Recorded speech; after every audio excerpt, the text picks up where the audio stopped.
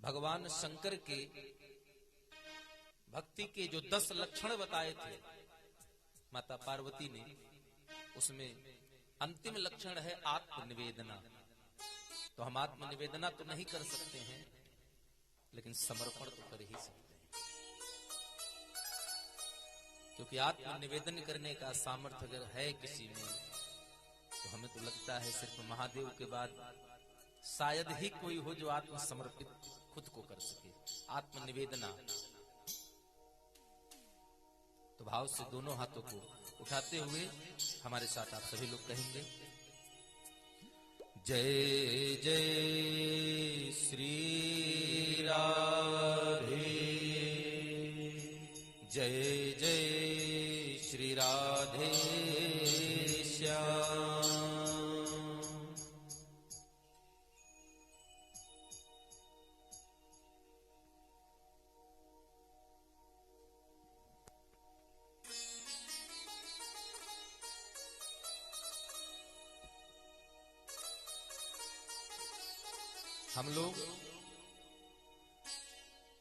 हम तो यही मानते हैं कि आप लोगों के साथ हमारे भी भाग्य कहीं न कहीं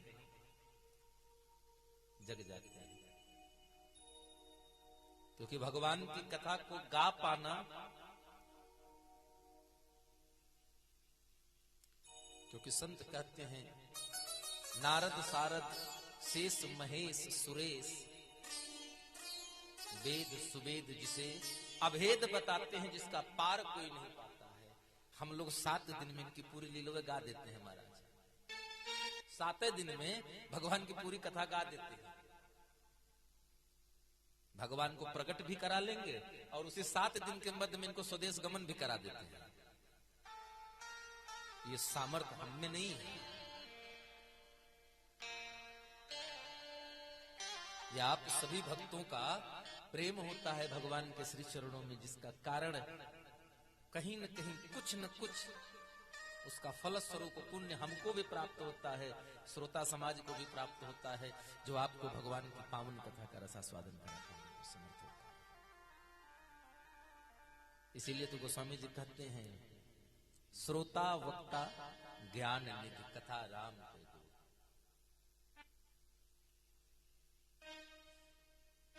तो आप सभी लोगों के साथ ही हम भी अपने आप को आज भगवान हनुमान जी के श्री चरणों में नमन करते हुए यही कहेंगे, प्रभु आपकी करुणा आपकी कृपा इसी प्रकार हम समस्त चर अचर सृष्टि पर बरसती रहे, कि हमें भगवान की जैसी ही पावन कथा का प्राप्त जीवन भर बना रहे,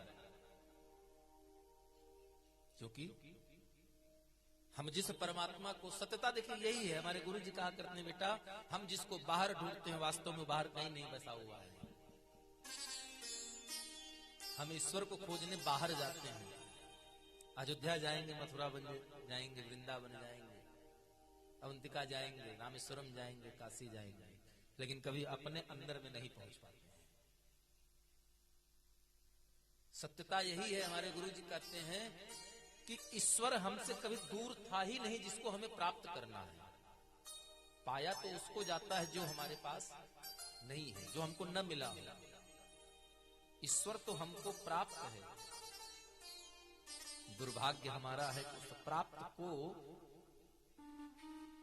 हम देख नहीं पाते, हम समझ नहीं पाते। आवश्यकता है तो परमात्मा को सिर्फ एक काम करिए, आप परमात्मा से साक्षात्कार कर लेंगे, भगवान को देख लेंगे। तो महाराज किस बात की आवश्यकता है? आवश्यकता है स्वयं में उस अंश को, उस जीव के अंदर बैठे उस परमात्मा के प्रभाव को महसूस करना। एक बार अगर हमें अपने अंतर मन में परमात्मा को हमने महसूस कर लिया कि भगवान तो कहीं बाहर नहीं, भगवान तो हमारे ऐसे घट घट राम है दुनिया देखे, भगवान हर जगह विद्यमान है, हम उनको बाहर ढूंढते हैं। ठीक वैसे ही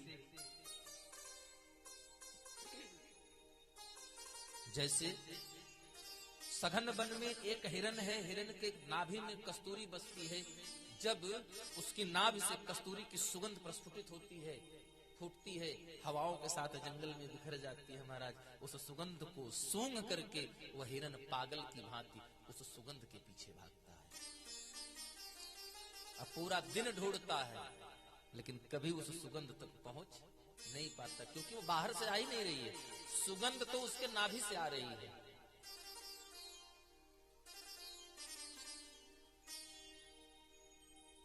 इसलिए एक बहुत बड़े संत थे, आपका कहना था कि जो अंतर्मुखी होता है वो सदैव सुखी रहता है, अंतर्मुखी सदैव सुखी और बहिर्मुखी सदैव दुखी।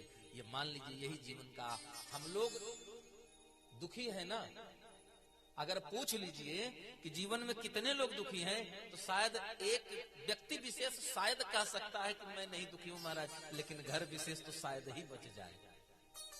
हर व्यक्ति दुखी है, पिता पुत्र से दुखी, पुत्र पिता से दुखी, पति पत्नी से दुखी, पत्नी पति से दुखी, सब दुनिया दुखी है। स्वामी विवेकानंद जी अपनी लेखनी से लिखते हैं कि जीवन में दुख सुख हमको क्यों मिलता है। हमारा आपका जो विचार है ना, विवेक,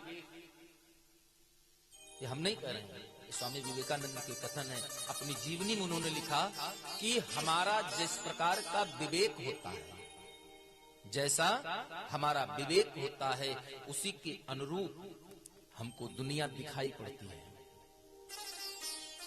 और व्यक्ति के स्वयं विवेक ही निर्माता है व्यक्ति के अपने चरित्र के। हमारे चरित्र का निर्माता और कोई नहीं है, हमारे चरित्र का निर्माता स्वयं हमारा आपका विवेक है। तुम्हारा विवेक अब कहां मिलेगा? विवेक विवेक कहां मिलेगा? अब इसके लिए आपको कुछ तो उद्यम करना पड़ेगा। विवेक दुकान में कहीं नहीं मिलता है, विवेक कहीं घर में नहीं मिलता है, विवेक किसी बाजार में नहीं मिलता। विवेक कहां मिलता है और विवेक जरूरी क्यों है, ये भी तो समझिए। हमारे लिए विवेक इतना जरूरी किस लिए है? विवेक नीति कहते हैं, शास्त्र कहते हैं, हमारा जिस प्रकार ये शरीर है 5 तत्व से निर्मित, आदमी चाहे 7 फुट का होगा चाहे 4 ही फुट का होगा, अगर आप उसके हाथ से उसकी लंबाई नाप देंगे तो कितनी होती है? मात्र 3.5 हाथ। अपने हाथ से एक व्यक्ति की लंबाई मात्र 3.5 हाथ की होती है, चाहे वो 6 फुट वाला हो चाहे 4 फुट वाला हो। हमारा शरीर 3.5 हाथ का है।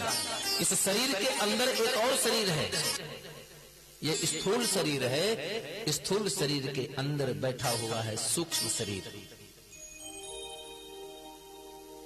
सूक्ष्म शरीर की लंबाई हमारे अंगूठे के अग्रभाग के बराबर है, ऐसा गरुड़ पुराण में लिखा है।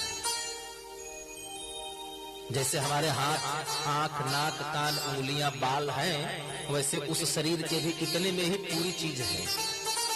और यह शरीर तो यहीं मरकर जल जाता है, लेकिन वो सूक्ष्म शरीर जो है वही 87,000 योजन का सफर तय करता है, जिस दिन इस शरीर से वो बाहर निकल जाता है। इस मृत्युलोक से यमपुरी की दूरी जो है वो है लगभग 87,000 योजन, थोड़ा मोड़ा दूर नहीं है। तो उस शरीर के 2 नेत्र हैं, ठीक है। हमारे इस शरीर पर भी 2 ही नेत्र हैं और उस शरीर में भी 2 नेत्र हैं।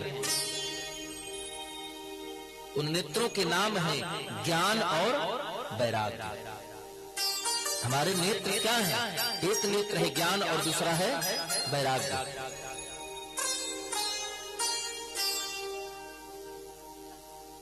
तो महाराज ये ज्ञान और वैराग्य नेत्र जो हैं ये खुलते हैं लेकिन इनके साथ एक शर्त लगी है। हमारे गुरुदेव भगवान कहते हैं, बेटा पहले जब ज्ञान का नेत्र खुल जाएगा तब वैराग्य का नेत्र अपने आप ही खुल जाता है।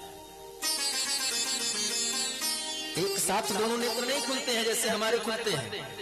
इस भौतिक शरीर के जो दोनों नेत्र एक साथ खुल जाते हैं, उस प्रकार उस स्थूल शरीर के नेत्र के समान सूक्ष्म शरीर के दोनों नेत्र एक साथ नहीं खुलते हैं। उनके खुलने में एक बाध्यता है, और वो बाध्यता ये है कि जब ज्ञान का नेत्र खुल जाएगा उसके पश्चात ही वैराग्य का नेत्र खुलेगा।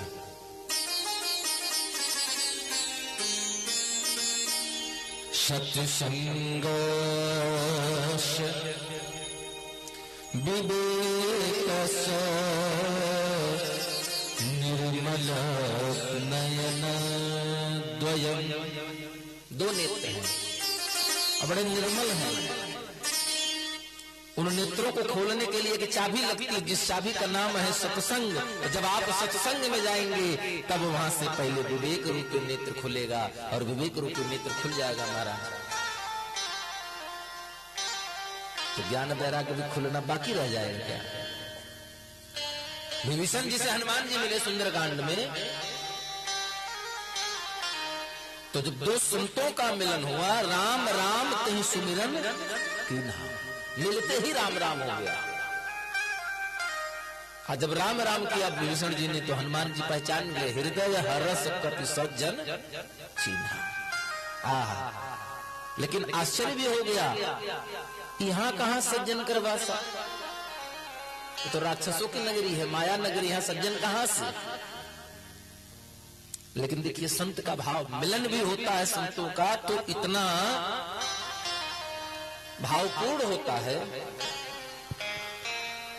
कि अब क्या ही कहें। उनके संत के मिलन का जो सुंदर प्रसंग होता है, जो सुंदर उनका दर्शन होता है, साधारण व्यक्ति विशेष के सामर्थ्य में नहीं है कि उस भाव की वो अभिव्यक्ति भी कर सके। लेकिन हनुमान जी से जब विभीषण जी मिले तो उन्होंने सिर्फ एक बात कहा। रामचरितमानस में पूज्यपाद गोस्वामी जी कहते हैं, बिनु सत्संग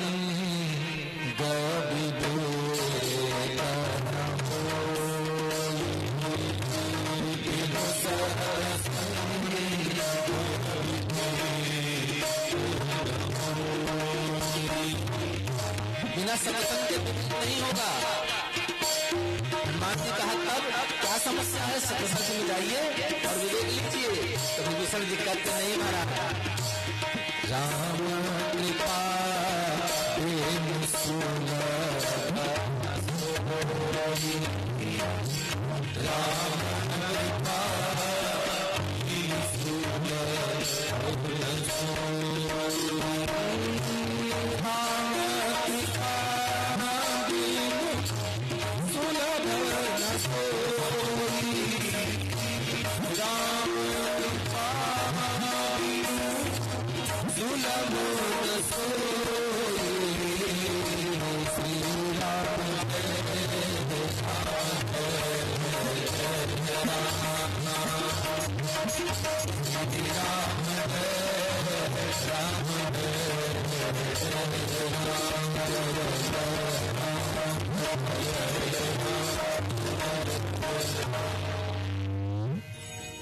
बिनु सत्संग विवेक न हो। ये तो निश्चित हो गया, सत्संग मिलेगा कब?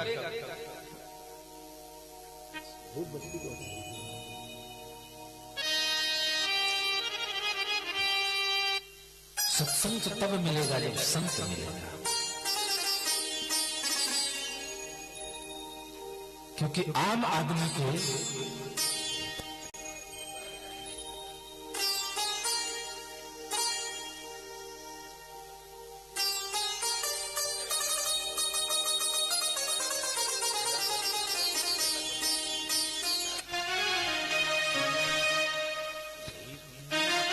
श्री राम जय राम जय जय राम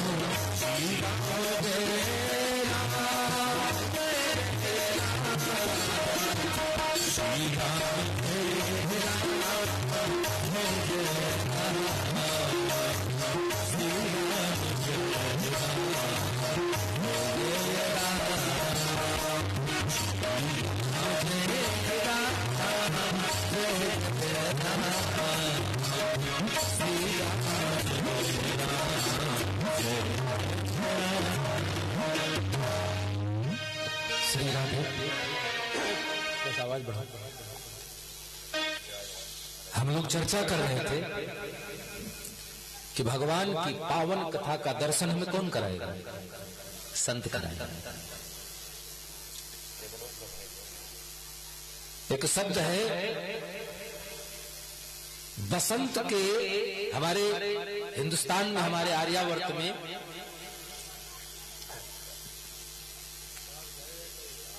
सर्दी, गर्मी और वर्षा,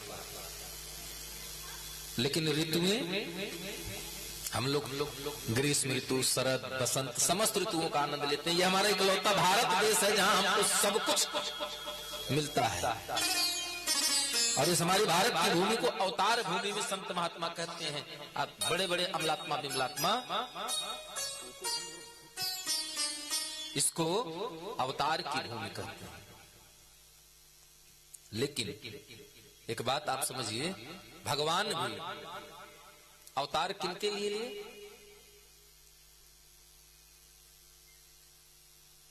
विप्रधेनु सुर संत हित। किसके किसके लिए लिए? विप्र, धेनु, सुर और संत।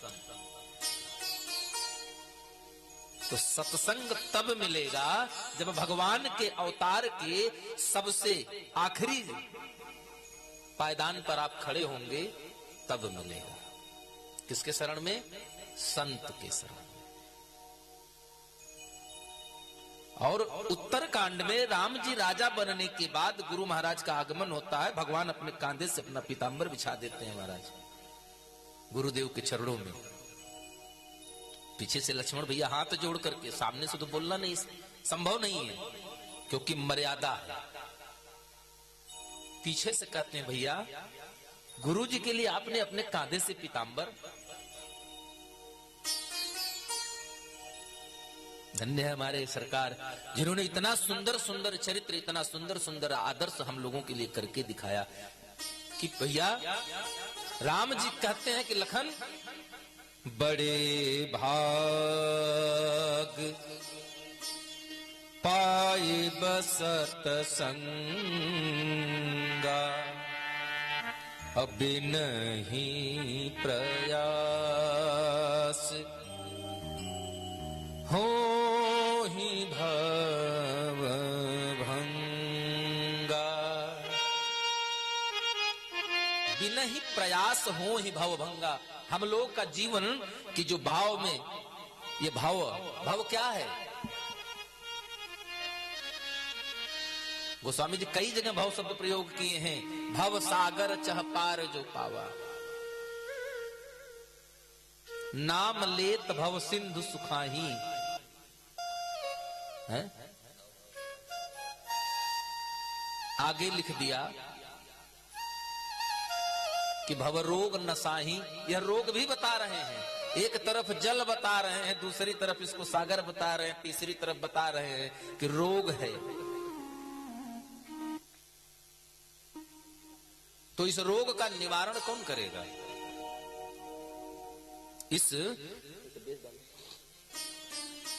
इस रोग का निवारण कौन करेगा?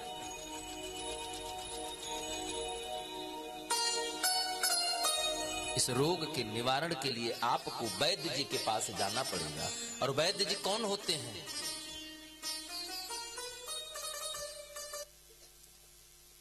संत जो हैं, सदगुरु बचन वैद्य विश्वासा। सदगुरु कौन होता है? एक वैद्य है जो क्या करता है? आपके भवरोग का इलाज करता है, भवरोग का विनाश करता है। लेकिन कब? जब आपको उसके वचनों पर विश्वास हो जाए। और जिस दिन आपने विश्वास कर लिया महाराज, उसी दिन तो आपके जीवन का भगवान की कृपा हो जाएगी, आपका जीवन संवर जाएगा। प्रकृति में जिस समय बसंत आ जाता है, प्रकृति का सौंदर्य निखर जाता है महाराज। प्रकृति में बसंत के आने से प्रकृति का सौंदर्य निखर जाता है, लेकिन हमारे आपके बीच में, समाज में संत के आगमन से संस्कृति का सौंदर्य खिल जाता है महाराज।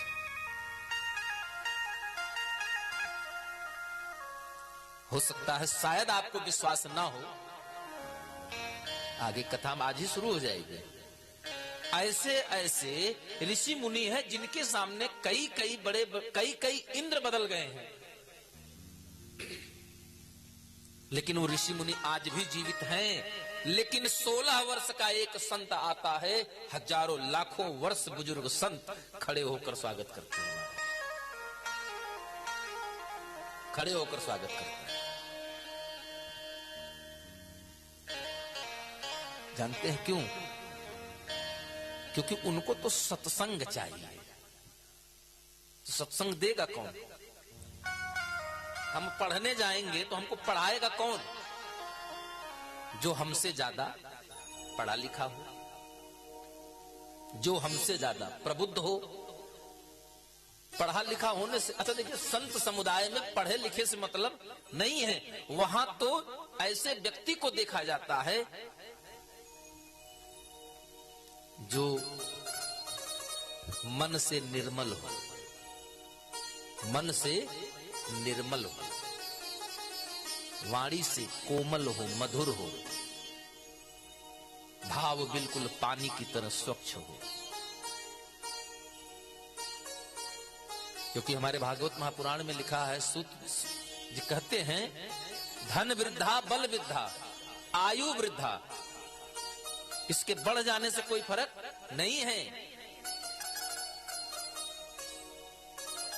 तो महाराज सबसे बड़ा क्या है? बोले ज्ञान वृद्धा। जिसका ज्ञान बढ़ जाए तो उसको बड़ा मानना चाहिए। लेकिन हमारे गोस्वामी जी थोड़ा सा इसके भी विपरीत कह देते हैं महाराज, क्योंकि हमारे गोस्वामी जी का तो क्या ही पूछना है। जैसे अड़भंगी गुरु उनको मिले थे, उन्होंने लिखा भी है। देखिए, भगवान की कथा हम तो हर कथा में यही कहते हैं, और हम नहीं कहते हैं, ये हमारे गुरु जी कहा करते हैं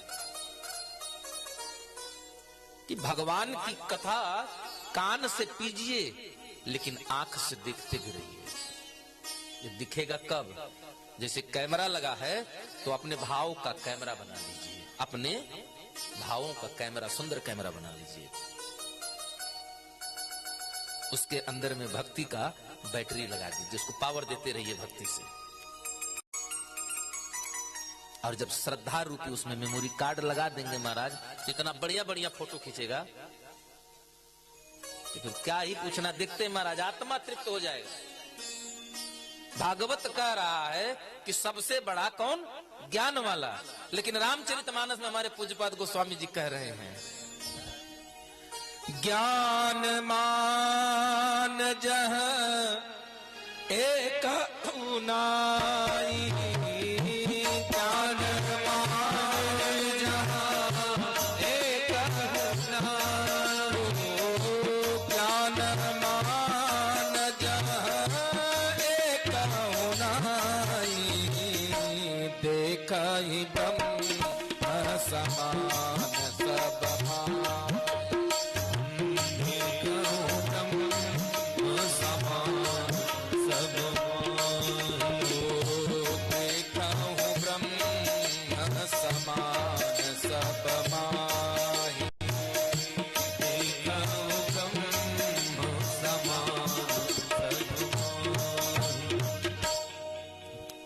गोस्वामी जी कहते ज्ञान मान से कोई मतलब नहीं है महाराज। अगर देखना है तो सबको ब्रह्म के समान देखिए, क्योंकि ईश्वर अंश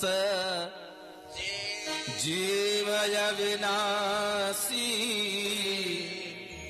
चेतन अमर सहज सुख राशि।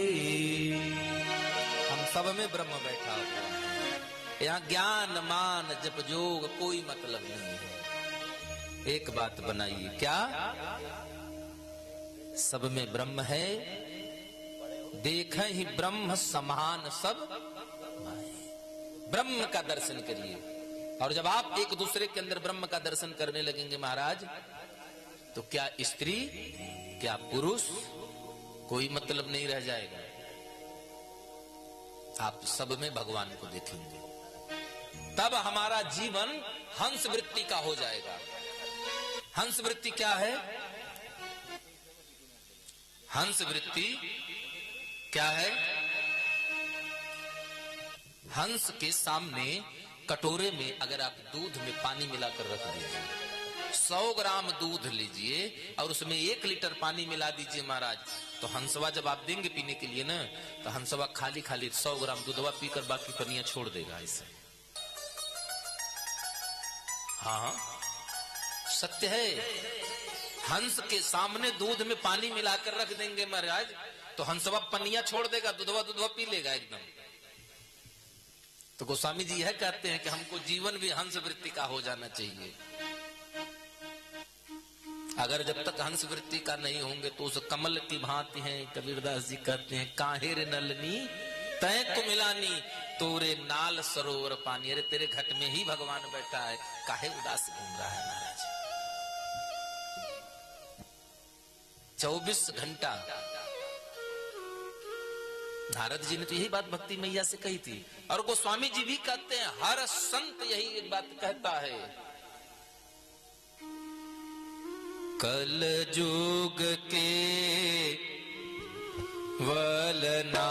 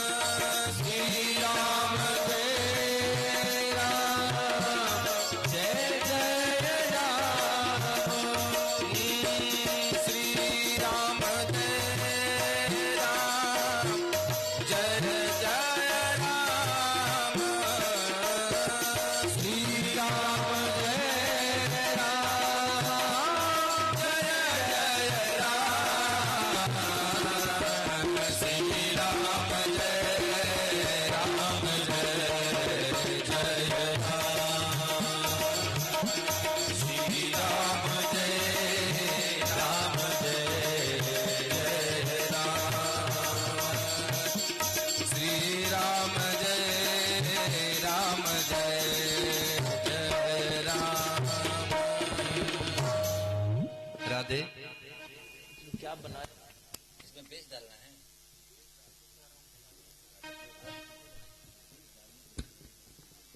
राधे श्री राधे राधे।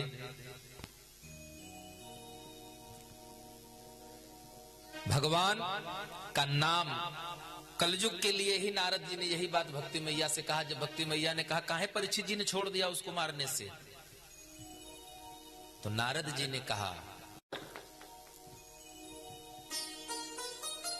यत फलम नास्ति तपसा योगेन न समाधिना। जो हजारों साल लाखों वर्ष तक तपस्या में जो फल नहीं मिलता था, सतयुग द्वापर और त्रेता में हजारों हजार वर्ष की समाधि लगाने में जो फल नहीं मिलता था, सो फल मिल जाता है कब? कलयुग में। केशव कीर्तनाथ, कलौ केशव कीर्तनाथ। कलयुग में केवल नाम का गायन कर लीजिए महाराज, इतना बड़ा फल है। अब भगवान हम लोगों के लिए इतना सुंदर मार्ग दे दिया महाराज। हम तो इस मंच से कहते हैं, हमें हमारे ऊपर कोई बात नहीं, हमें तो बस इसको कह सकते हैं कि हमें अपने गुरु कृपा पर इतना विश्वास है कि हम उस भरोसे पर एक बात कहते हैं कि हमको कलयुग में जन्म मिला, इसलिए हम बहुत भाग्यशाली हैं। अब सब कहेंगे महाराज कलयुग में तो दुनिया भर का पाप प्रलाप चल रहा है, तो भाग्यशाली आप कह रहे हैं। भाग्यशाली इसलिए कह रहा हूं, मानस पुण्य होय नहीं पापा। कलयुग में आप मन में कुछ भी विचार कर लीजिए कि आज रात में व्यास जी सोएंगे तो इनका गला काट देंगे, कोई पाप नहीं कर रहे हैं। यहां करेंगे तब भरेंगे। बाकी और युग में तो सपनों में अगर विचार में आ गया पाप, तो फल के दंड के भागीदार हो गए महाराज। इसलिए हम बड़े सौभाग्यशाली हैं कि हमको कलयुग में। गोस्वामी जी भी कहते हैं कलयुग युग समान नहीं, कलयुग के बराबर कोई दूसरा युग भी नहीं है।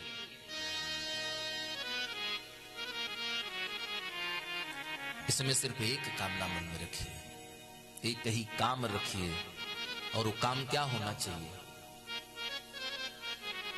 सुबह शाम आठों याम यही काम किए जाए, खुश होंगे हनुमान राम राम किए जाए।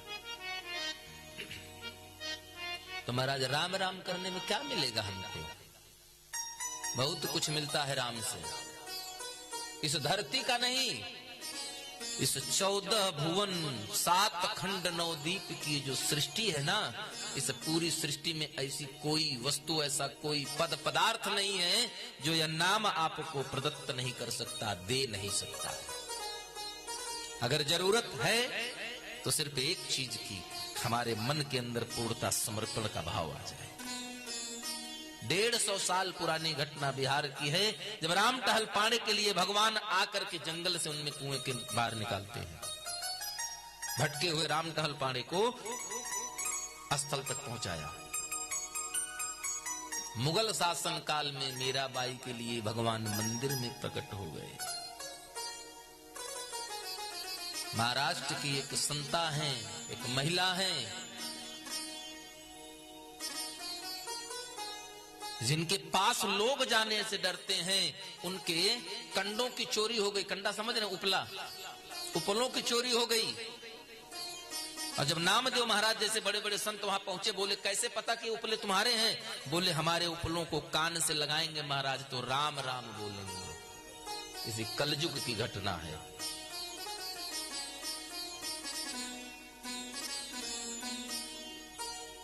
और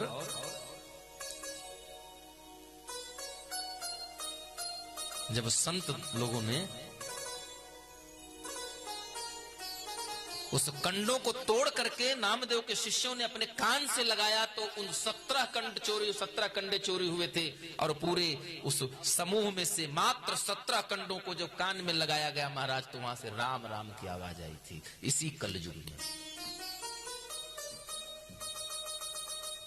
तो बहुत भगवान हमसे दूर नहीं है। आचार्य लोग आपसे कहते हैं, तो एक बात कहते हैं, भाव तिष्ठत देवता, आपके भाव में भगवान बसते हैं। जरूरत है तो आपके भाव को बनाने की। हमारे गुरुजी एक पंक्ति कहा करते थे,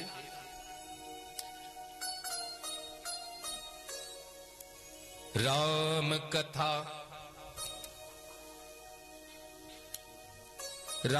कथा कितनों ने लिखी, तुलसी सरसी मरजाद कहां,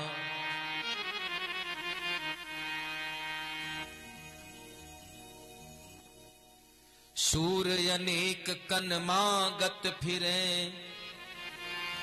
पर चाह में सूर सुस्वाद कहाँ। झांझ मजीर बजावत फिरे, कन मीरा मतवारी सुयाद कहाँ।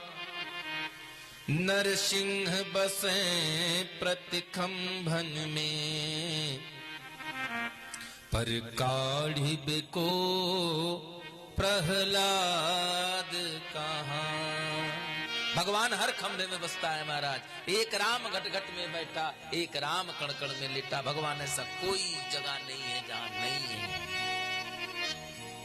जरूरत है तो हमें उनको महसूस करने मात्र। और जिस दिन आपने भगवान को महसूस कर लिया, जिस दिन आपने भगवान को याद कर लिया महाराज, उस दिन तो परमात्मा आपके सामने आ ही जाएगा। उस दिन भगवान आपको दर्शन तो दे ही देगा। लेकिन वो दिन तब आएगा जब आप हर दिन भाव से भगवान को ही भजेंगे। आइए हम सभी लोग और भगवान को भजेंगे तो भगवान क्या क्या कुछ हमको नहीं देते हैं। भगवान जीवन में हमें वो सब कुछ दे देते हैं।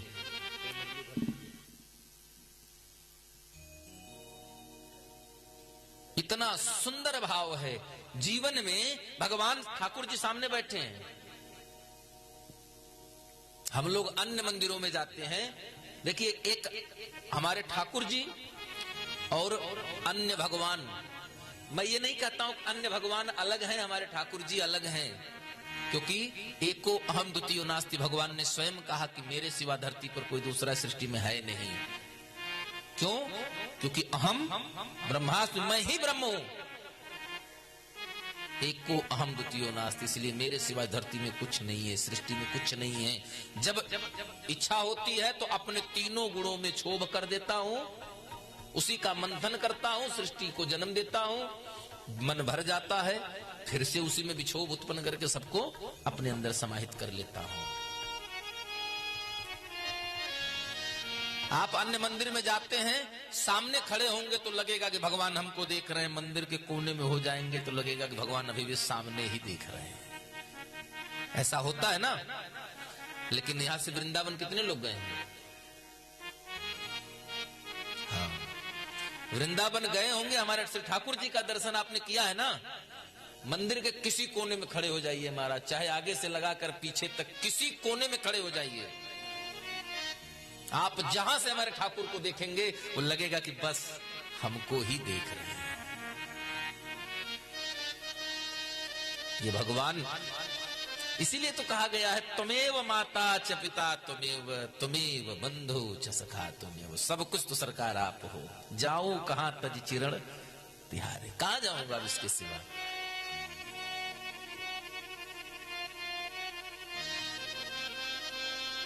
हम भगवान को भूल गए हैं महाराज। हम भगवान को ढूंढ रहे हैं, लेकिन भगवान तो सत्यता यही है। हमारे पूज्यपाद गुरु जी की बड़ी सुंदर सी रचना रही है महाराज। आइए उन भजन को दर्शन करते हैं, उसके बाद हम लोग सीधे सीधे कथा में प्रवेश पाएंगे। आज मंगलाचरण है। हे मुरलीधर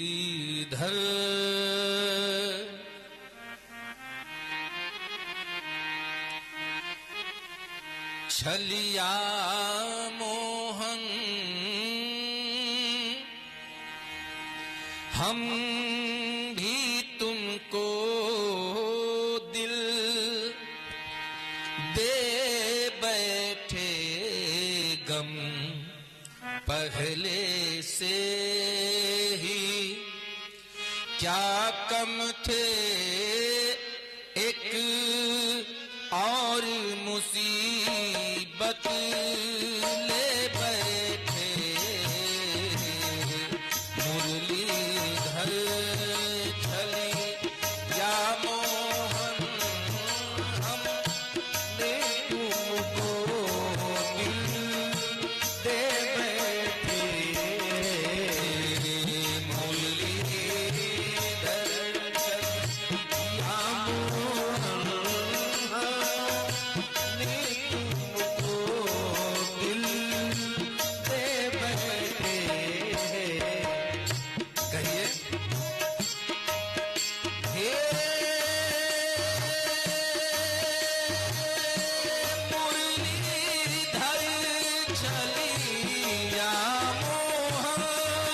कहे मुरलीधर छबिया हम भी तुमको दिल दे बैठे, हम भी तुमको दिल दे बैठे, पहले से ही तुम पहले से ही क्या कम थे, एक और मुसीबत दे बैठे, पहले से ही क्या कम थे, एक और मुसीबत ले बैठे, मुरलीधर।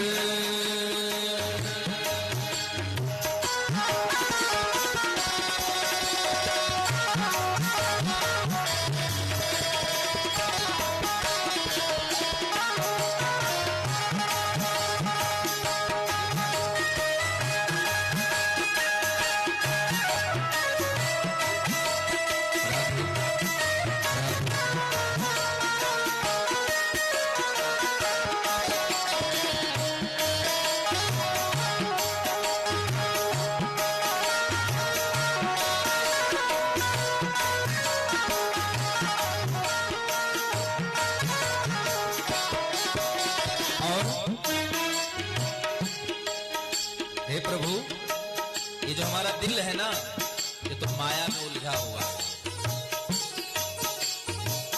और कहता है क्या, दिल कहता है तुम सुंदर हो, दिल कहता है तुम सुंदर हो, दिल कहता है तुम सुंदर हो, दिल कहता है तुम सुंदर हो, आंखें कहती है दिखलाओ, आंखें कहती है दिखलाओ, तुम मिलते नहीं हो, कहते नहीं हो, आकर के हम कैसे कहीं ये बैठे हैं, मिलते नहीं हो, आकर के हम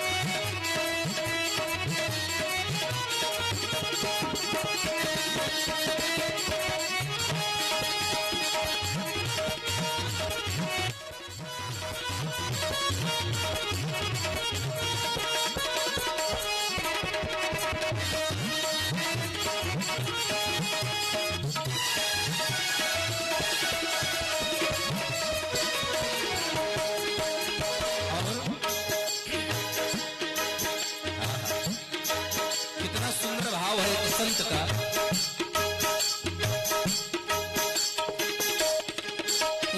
राजेश्वर राजा राम तुम्ही राजेश्वर राजा राम तुम्ही राजेश्वर राजा राम तुम्ही राजेश्वर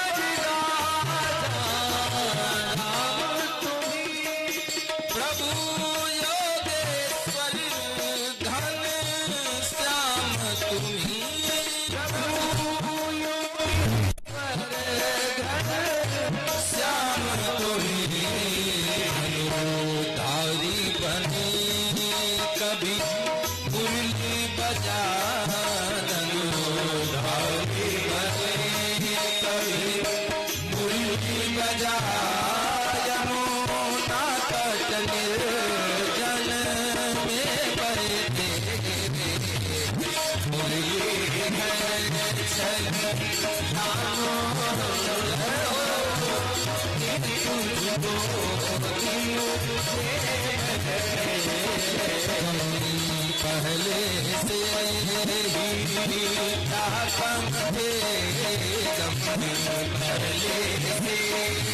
ही ताकम थे और मुसीबत ले बैठे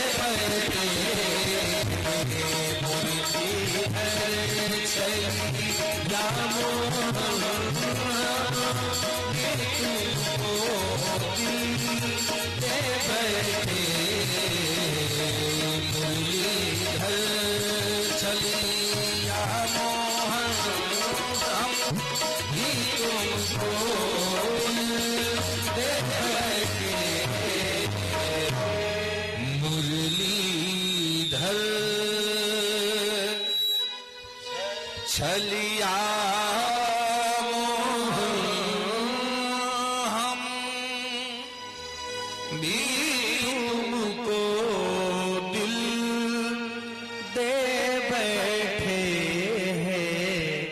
राधे मुरलीधर। राधे राधे। बस ठीक है। भगवान को दिल में बसाने की जरूरत है। मीराबाई ने दिल में बसाया इसी कलयुग में, अकबर के शासन काल में, जब मुगल शासन काल था उसी शासन काल में भगवान को आना पड़ा, और भगवान आए। क्योंकि भगवान तो जब माता रुक्मिणी, माता कुंती, जब भी किसी ने भगवान से कुछ कहा कि आप सर्वेश्वर सर्वाधिपति हो, भगवान ने कहा मैं चाहे जो कुछ हूं, लेकिन सबसे पहले एक चीज हूं, और वो क्या हूं? अहम भक्त पराधीनम, मैं भक्त के अधीन रहता हूं, भक्त के अधीन रहता हूं। क्योंकि राम अवतार के कारण में जब नारद जी ने श्राप दिया था तो यही तो कहा था कि परम स्वतंत्र न सिर पर कोई है। जो तुम्हारे मन में आता है, जो आपकी इच्छा में आता कर डालते हो।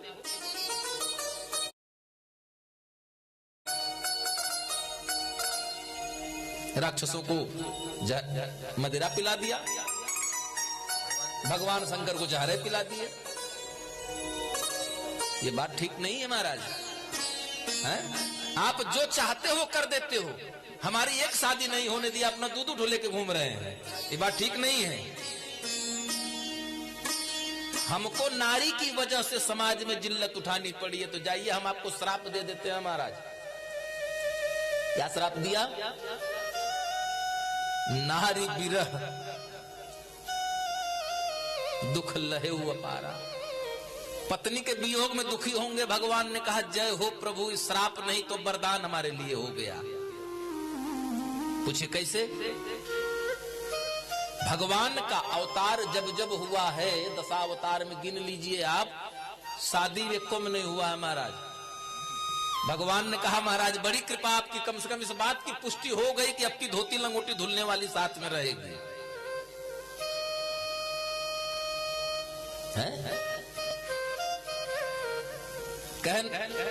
लेकिन पत्नी मिलेगी, लेकिन जिसके लिए बहुत दुख झेलना पड़ेगा।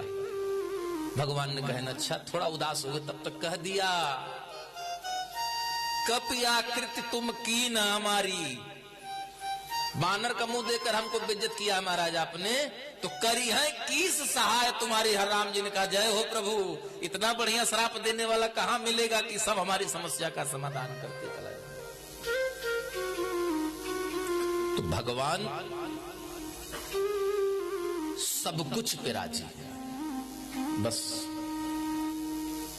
एक ही चीज उनको नहीं पसंद है, और वो है मोहि कपट छल छिद्र न भावा।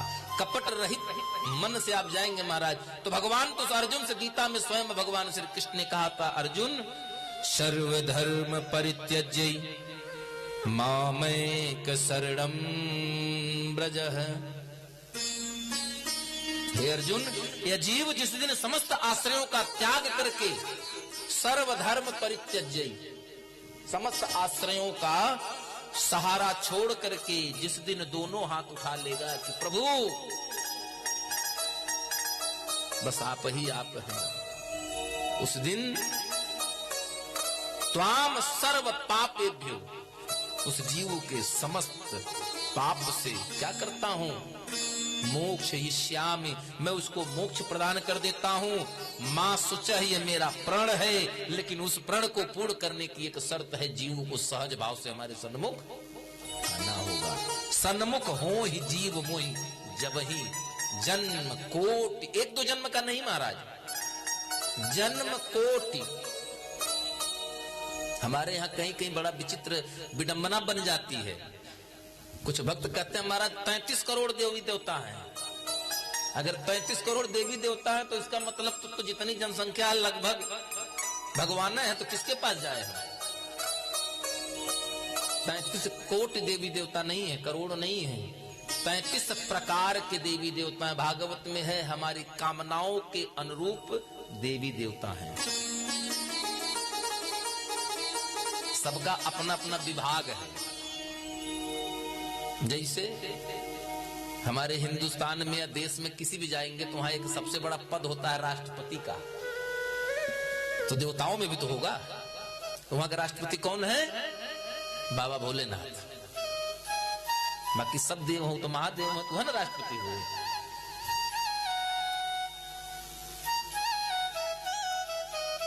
जैसे हमारे यहाँ विभाग है बाल, है ना, बच्चों के लिए बाल विभाग पुष्टाहार वाला, बाल विकास पुष्टाहार वाला, उसकी मंत्री कौन है जानते हैं?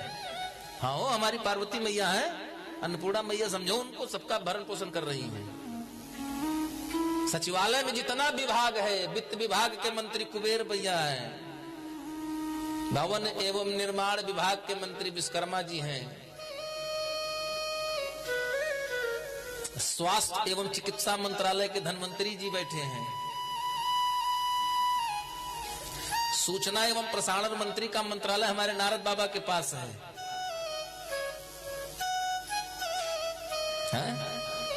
सड़क एवं परिवहन मंत्रालय हमारे गरुड़ जी के पास है। ऐसे ही सब देखिए तो पूरा मंत्रालय बटा हुआ वहां भी है। और आज से ज्यादा प्रभावी उस जमाने का मीडिया था नारद जी वाला, तो पलक झपकते कहीं खबर पहुंचा देते थे। इधर नारद नारायण नारायण किए, यहां से जब तक यहां से छूटे पता लगा देवलोक में पहुंचे खड़े हैं। हाँ, लेकिन नारद को लोग कहते हैं अगर नारद जहां पहुंच जाए, सुखदेव जी के जन्म की कथा शुरुआत यहीं से हो जाती है वक्ता के। एक बार देवलोक के सभी बच्चे बैठे आपस में चर्चा कर रहे थे कि हमारे यहाँ प्रेम ज्यादा है, तुम्हारे यहाँ प्रेम कम है। जैसे बच्चे आपस में बैठते तो कहने हमारे घर इतनी बड़ी बंदूक है, तो कोई कहेगा हमारे यहाँ इतनी बड़ी है, तो दूसरा कहेगा घर हमारे यहाँ इतनी बड़ी है, तो कोई आगे कहेगा हमारे यहाँ इतनी बड़ी है। अपने अपने यहाँ के सब लोग बड़वारगी कर रहे थे। नारद जी बैठे थे, उसी में श्रृंगी भृंगी बड़े बड़े शिवगण भी बैठे थे, रुद्रगण भी बैठे थे। तब तक श्रृंगी बाबा उधर से खड़े हुए कहने महाराज ज्यादा शोरगुल न हो, सबसे ज्यादा प्रेम हमारे यहाँ कैलाश पर है। नारद जी ने कहा अच्छा, खड़े हुए हो बड़ा भभूत बताए कहां कैसे प्रेम बहुत ज्यादा है?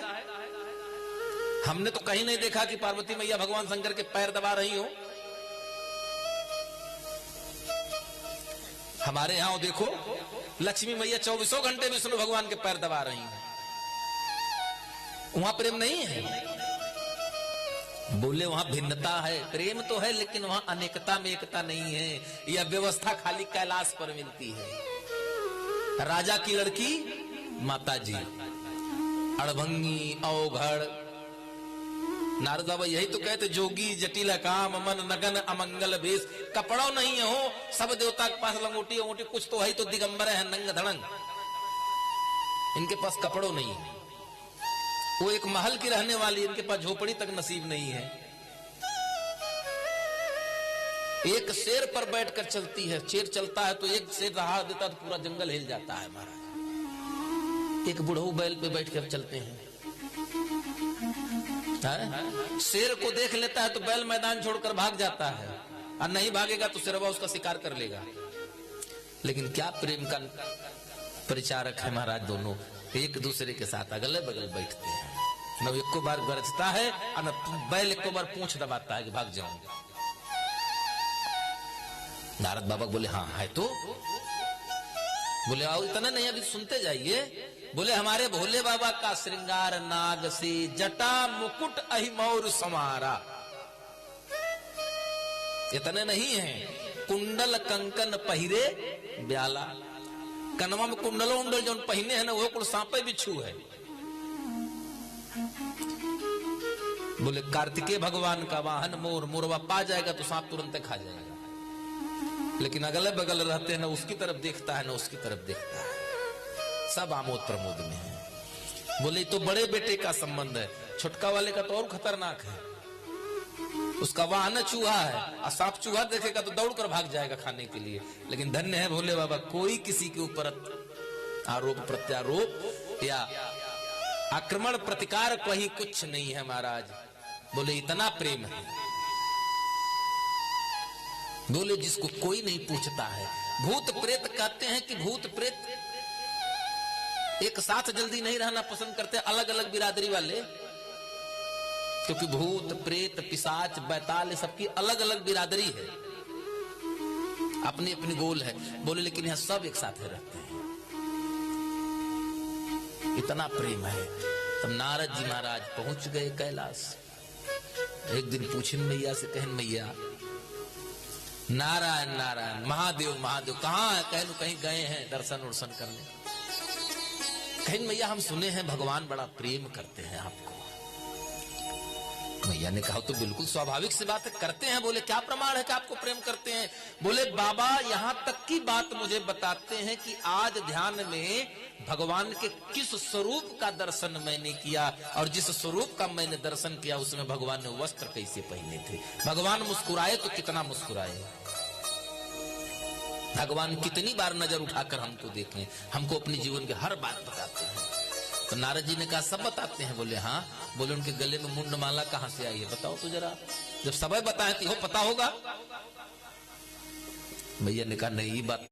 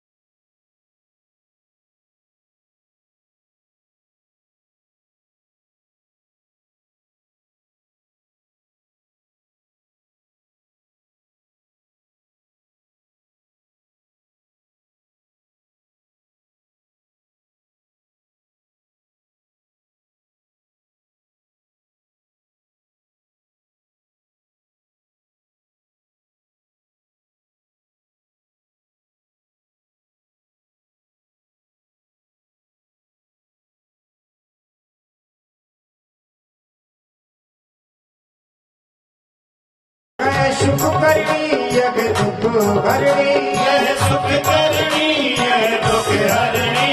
श्री मधुसूदन की है आरती, पापियों को पाप से है तारते। भक्त भगवान की है आरती, बोलो आरती, पापियों को आपसे है तारती। यह मधुरी बोल जगवंत खोल, सन्मार्ग बताने वाला, बिगड़ी को बनाने वाला है यह। मधुर बोल भगवंत को सन्मार्ग बताने वाला है, बिगड़ी को बनाने वाला है। ओ बिगड़ी को बनाने वाला है, बिगड़ी को बनाने वाला है। श्री राम यही घनश्याम यही, श्री राम यही घनश्याम यही, श्री राम यही घनश्याम यही, श्री राम यही घनश्याम यही। प्रभु के महिमा की है आरती, पापियों को पाप से है तारते। भागवत भगवान की है आरती, बोलो आरती, पापियों को पाप से है तारती। कर्पूरी गौरम करुणावतारम संसार सारम भुजगेन्द्रहारम सदा वसंतम हृदयारविन्दे भवं भवानी शेतं नमामि। त्वमेव माता च पिता त्वमेव, त्वमेव बन्धु च सखा त्वमेव, त्वमेव त्वमेव त्वमेव शरणं त्वमेव देव। भगवान विष्णु मंगलम गणपदा मंगल पुंडरीकाक्ष मंगलाय प्रभु भगवान की है आरती। बोलो आरती, पापियों को आपसे है आरती, पापियों को आपसे है आरती, पापियों को आपसे है आरती। को भात भरो आपने, पहले नरसी ने घर आपनो उजाड़ो, मारा की जटायु को मुक्ति कराई आपने, पहले जटायु ने मुक्ति आपकी कराई है। माना कि द्रौपदी को चीर बनायो आपने, पहले द्रौपदी ने चीर अपना ही फाड़ा। कि भक्त भक्त तार तेरे कौन पहचान करो, बिना भक्त तारो तो ये तार हो तुम्हारो है। दीनों को नाथ उबारना, तुम याद हो के न याद हो। दीनों को नाथ उबारना, तुम याद हो के न याद हो। दीनों को नाथ उबारना, मेरी बिगड़ी बात संभालना। दीनों को नाथ उबारना, तुम याद हो के याद हो।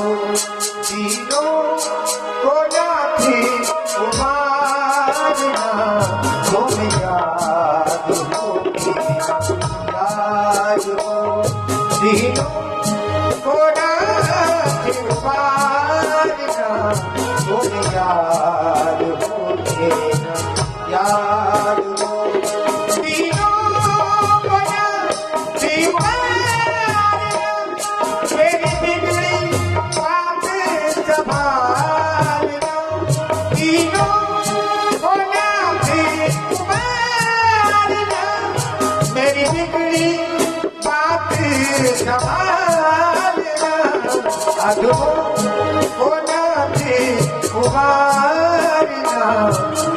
याद हो मेरा, याद हो तुम, याद हो मेरा, याद हो।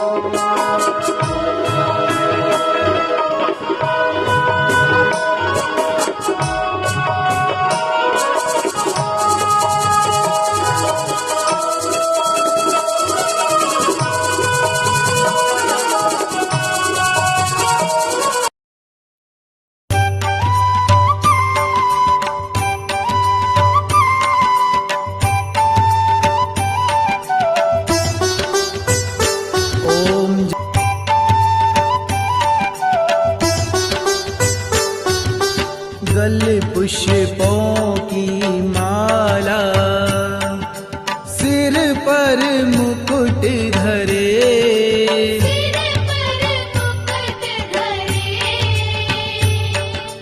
खेवत धूप अग्नि पर,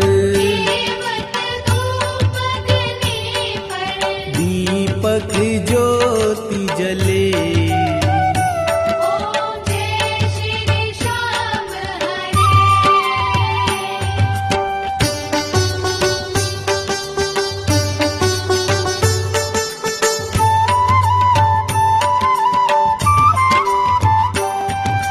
मोदक खीर चूरमा, सुवर्ण थाल भरे,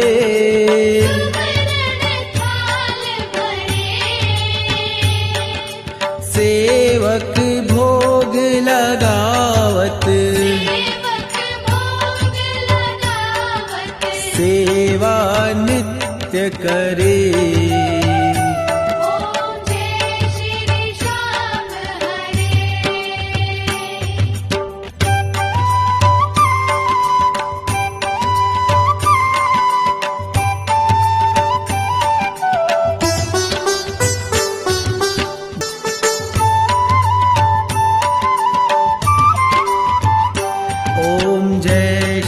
श्याम हरे, बाबा जय श्री श्याम हरे, निज भक्तों के तुम।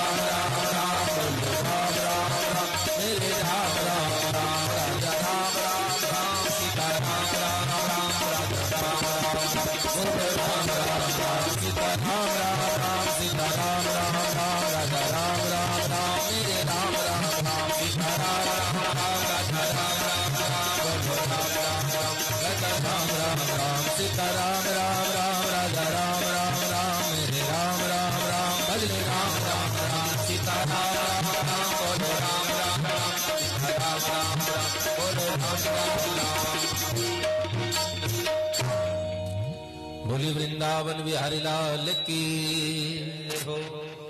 आज प्रथम दिन है, थोड़ी बहुत बाधाएं आती रहती हैं, क्योंकि प्रथम दिन हम लोग कहीं भी जाते हैं तो पहले दिन एक दूसरे को समझने में लग जाता है। आज पहला दिन है, थोड़ा सा सिस्टम भी डिस्टर्ब हो रहा है, लाइट की वजह से थोड़ी सी डिस्टरबेंस आ गई। हम लोग चर्चा भगवान की कृपा पर कर रहे थे कि भगवान की कृपा के बिना इस धरती पर कुछ भी संभव नहीं है। एक जगह हम लोग कथा हो रही थी तो वहां एक भक्त आया, थोड़ा सा, अच्छा भक्त भी कई प्रकार के हैं भगवान के तो कहते हैं जिनको कोई नहीं पूछता भगवान उसी को पूछते हैं, जिनको कोई नहीं पूछता है भगवान उसी को पूछते हैं। जितना अड़भंगी, आड़े तिरछे, अजामिल जैसा पापी ब्राह्मण जिसने कभी राम नहीं कहा होगा, मरते समय अपने बेटा को नारायण को बुलाता है। भगवान आए, नारद जी रोके, बोले आपको नहीं बुला रहा, अपने बेटा को बुला रहा। भगवान बोले भाई नारद जी, पहले नारायण उसका बेटा था कि पहले मैं? बोले नहीं पहले तो आप। तो बोले पहले किसको बुलाया जाएगा? अगर नारायण पहले मेरा नाम तो मुझे तो बुलाया। बोले हाँ। भक्त गजराज भले ही मनसा कुछ रही हो, लेकिन ग्राह ने भक्त के चरण पकड़े महाराज, और भक्त के चरण पकड़ने का परिणाम हुआ हाउ चरे बैकुंठ में, हाउ चरे बैकुंठ में थी हाथी के पास। और पहुंचते ही महाराज सुदर्शन चला तो गजराज को छोड़ करके ग्राह का तुरंत उद्धार हो गया।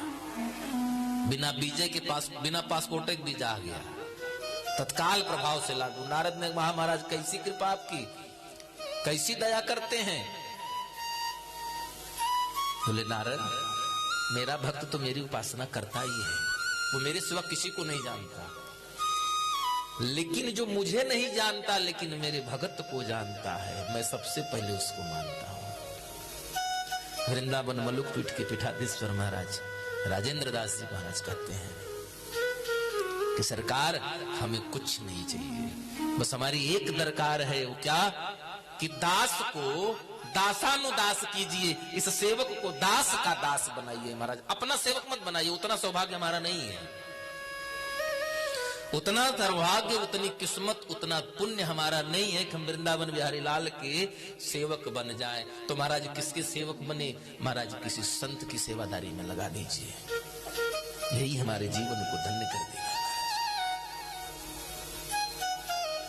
क्योंकि भृगु जी महाराज ब्राह्मण हैं, कुपित हुए तो उन्होंने अपने पैर से उठा करके भगवान के सीने पर चरण का प्रहार कर दिया महाराज। और चरण का प्रहार किया तो भगवान ने पैरवा पकड़ लिया हो, और पैर पकड़ करके अपना पीतांबर से उनका पैर पोंछते हैं, और पैरवा पोंछ करके कहते हैं महाराज कहीं आपके पैर में चोट तो नहीं लगी? भृगु जी महाराज मुस्कुराए, बोले वाह कितना धृष्ट व्यक्ति है, मैंने मारा उल्टा हमसे पूछ रहा आपको चोट तो नहीं लगा? तो भगवान ने कहा महाराज हमको तो लोग झूठे कहते हैं कि कमल के समान शरीर वाले हैं, अरे मेरा सीना तो वज्र का है, आपके चरण कमल से भी कोमल हैं, इस ब्रज से टकरा करके कहीं आपके चरणों को तकलीफ तो नहीं हुई। भृगु जी महाराज के नेत्र सजल हो गए। महाराज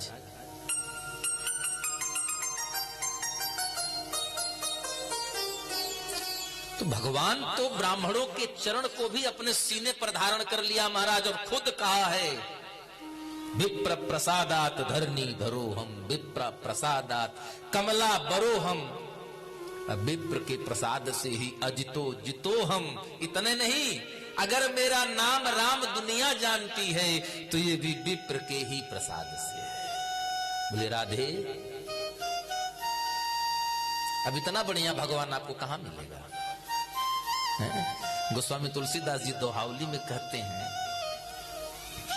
रीझे पेलंक दई और खीझे दई बैकुंठ, अंधाधुंध दरबार है, रहो रे दास निशंक। अंधाधुंध दरबार नहीं कहता, मतलब एकदम अंधी लगी है, ये अंधाधुंध दरबार है। विभीषण से खुश हो गए, 3 पर्वत पर बसा, लंका का राजा बना दिया महाराज है? रावण से नाराज हो गए तो अकेले रावण को नहीं, कुल सहित भगवान ने पहला जटायु जी से बताया कि आप हमारे पिताजी से कुछ नहीं कहिएगा, अगर मैं रघुवंशी हूं तो कुल सहित रावण जाकर वहां बताएगा कि हमने सीता का हरण कर लिया था। तो ये भगवान की कृपा है महाराज। और उस भगवान, जब भगवान द्वापर में इस धरती को छोड़ करके, अपने धराधाम को छोड़ करके अपने लोक गोलोक को जाने लगे, तो कुछ भक्त मार्ग रोक लिए, बोले महाराज आप चले जाएंगे तो हमारा कल्याण कैसे होगा, हम पर कृपा कौन करेगा।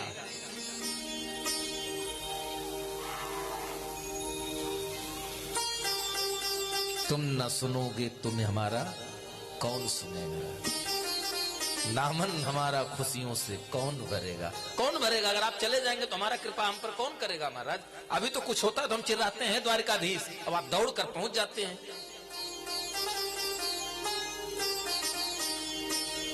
आज जब आप धाराधाम छोड़ करके बैकुंठ चले जाएंगे तो कहां कहां हम पुकारेंगे, कहां कहां पाओगे। भगवान ने कहा परेशान मत होइए। उन्होंने इस 18,000 श्लोक की ग्रंथ में अपने स्वरूप से ही एक तेज छोड़ करके चले गए।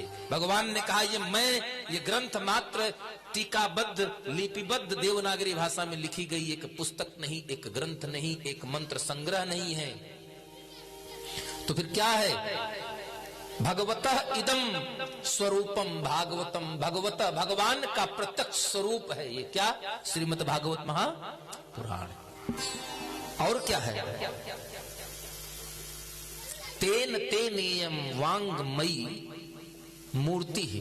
ये वांगमयी मूर्ति है। तेन तेनेयम किसकी? उनकी। किसकी? प्रत्यक्ष एवं ही कृष्ण। भगवान श्री कृष्ण का प्रत्यक्ष विग्रह स्वरूप है। जैसे हम इनका दर्शन कर रहे हैं वैसे ही भागवत भगवान के दर्शन करें तो हमको यही मानिए कि हम प्रेम मंदिर में खड़े श्री ठाकुर जी के दर्शन करेंगे। इतना ही नहीं, इसमें है क्या? क्या मिलता है? भागवतम। भागवत जी में भगवत्याः श्री राधायाः, भगवती राधिका रानी के उन गुप्त चरित्रों को प्रकाशमान किया गया है। कैसे? भाव रूप से। गुप्त चरित्रम यस्मिन तद भागवतम, जहां श्री राधा रानी के अप्रत्यक्ष रहस्य को भाव रूप से दर्शन किया जा सके, वो श्रीमद् भागवत। करता क्या है?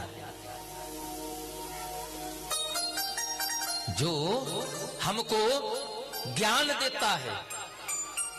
किसका ज्ञान देता है? हमें भक्ति प्रदान करता है। किसकी भक्ति प्रदान करता है? उस पूर्ण ब्रह्म परमात्मा की। और भक्ति ज्ञान विरागाणाम तत्वम यस्मिन तद भागवतम, जो हमें ज्ञान वैराग्य और भक्ति का तत्व दर्शन करा दे, वही श्रीमद् भागवत महापुराण है। भागवत में कितने अक्षर हैं? 4 ही अक्षर तो हैं। भा, ग, व और ता। 4 शब्द हैं, 4 अक्षर हैं। 4 अक्षर में ही 4 मतलब है। और अगर आप देखेंगे तो ये 4 ही समग्र सृष्टि भक्ति मार्ग को प्रशस्त करते हैं। क्या है? भाष्यते सर्व वेदेषु। प्रथम शब्द है भागवत का भाष्य है भाष्यते सर्व वेदेषु, जो समस्त वेदों में गाया जिसके बारे में चर्चा हो, या यूं कह सकते हैं कि समस्त वेद का निचोड़ जिसमें मिल जाए वो भागवत। दूसरा शब्द क्या है? गा। गीयते, गायन कर रहे हैं। कौन?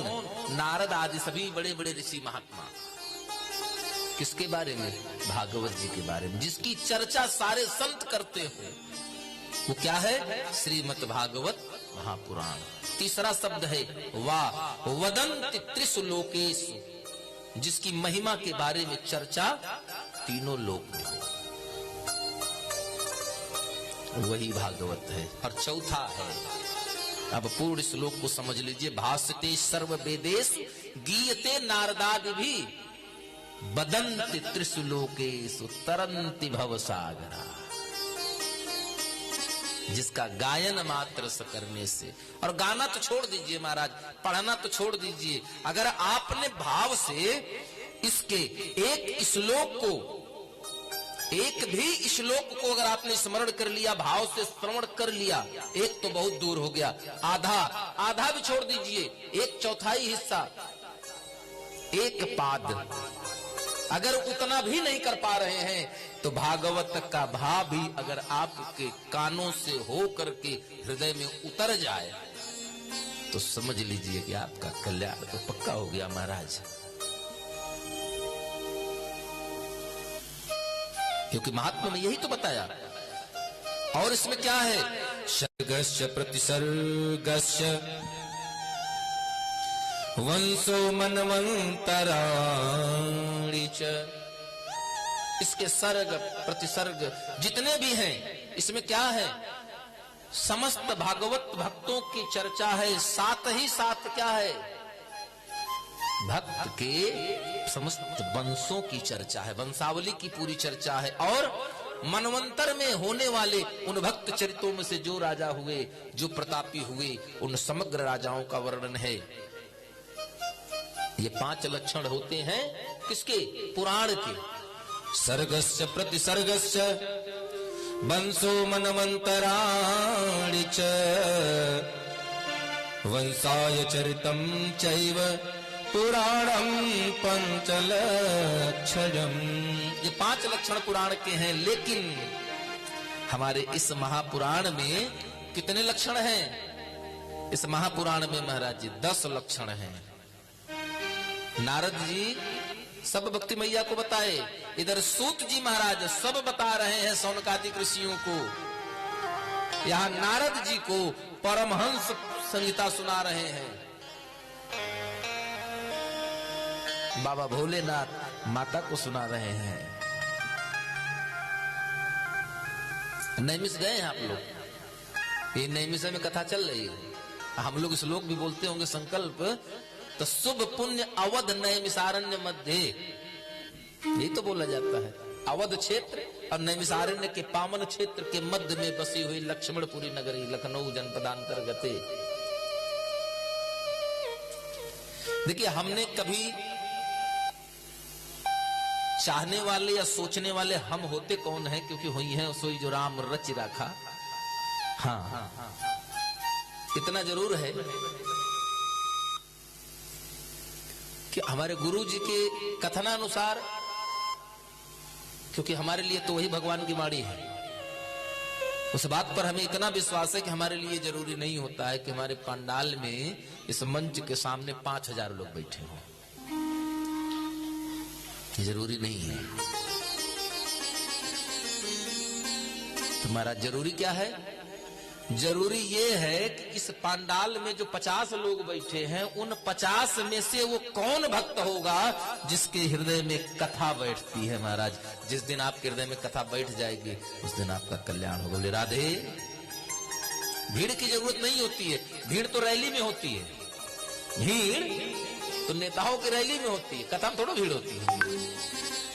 कथा में संगत होती है, भीड़ नहीं होती है। आइए हम सभी लोग भगवान की पावन कथा के इस 18,000 श्लोक का जो मंत्र संग्रह है, न पूरा गा सकने का सामर्थ्य हम में है, न पूरा सुन सकने का सामर्थ्य आप भक्तों में से है। लेकिन हम लोग कहते हैं ना कि न्यूना रिक्तम, पूजा खत्म हो जाते तो हम लोग न्यूना रिक्तम, छोटी से छोटी भूल के लिए भगवान से क्षमा प्रार्थना करते हैं। तो हम लोग भगवान से सिर्फ आज प्रथम श्लोक का दर्शन करेंगे, उसके पश्चात सुंदर पावन सी आरती का दर्शन करेंगे, क्योंकि आज समय अब प्रथम दिवस भी है तो आप लोग कलश यात्रा के बाद बहुत थके होंगे।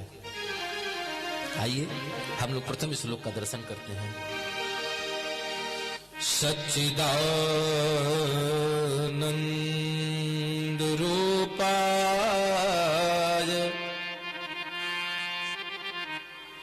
विश्वोत्पत्त्यादि हेतवे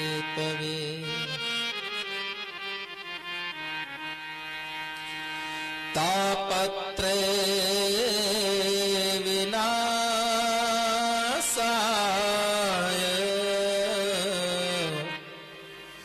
श्री कृष्णाय वयं नमः।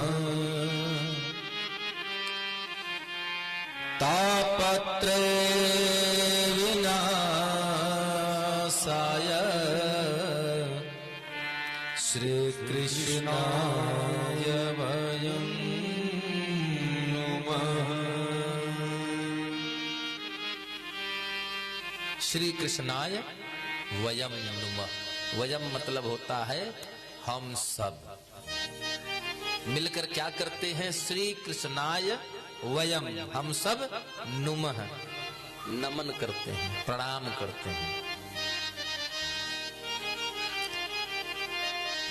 और भगवान का स्वरूप कितने, भगवान के स्वरूप में कितने तत्व बताए गए हैं? 3, सत्य, चित्त और आनंद। अच्छा थोड़ा सा समझिएगा इस बात को।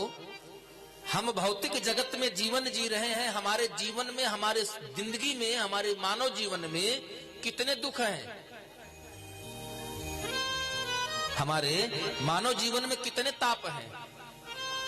3, दैहिक, दैविक और भौतिक। 3 ही ताप हैं। 3 ताप हमारे जीवन में है। हमारा कर्म भी 3 ही है, मनसा वाचा कर्मणा, या कर्म विकर्म और सुकर्म। हमारा जीवन भी बीत जाता है 3 ही मार्ग पर चल करके, या यूं कह सकते हैं कि 3 के अंतर्गत में ही हमारा जीवन बीत जाता है महाराज। वो है अभाव, प्रभाव और स्वभाव। तो अगर हमें हमारे जीवन के इन 3 ताप से मुक्ति चाहिए तो हमें 3 ताप के नाश के पास जाना पड़ेगा ना महाराज। आरती गाते हैं ना, त्रिगुण तो 3 गुणों के स्वामी आप ही हैं।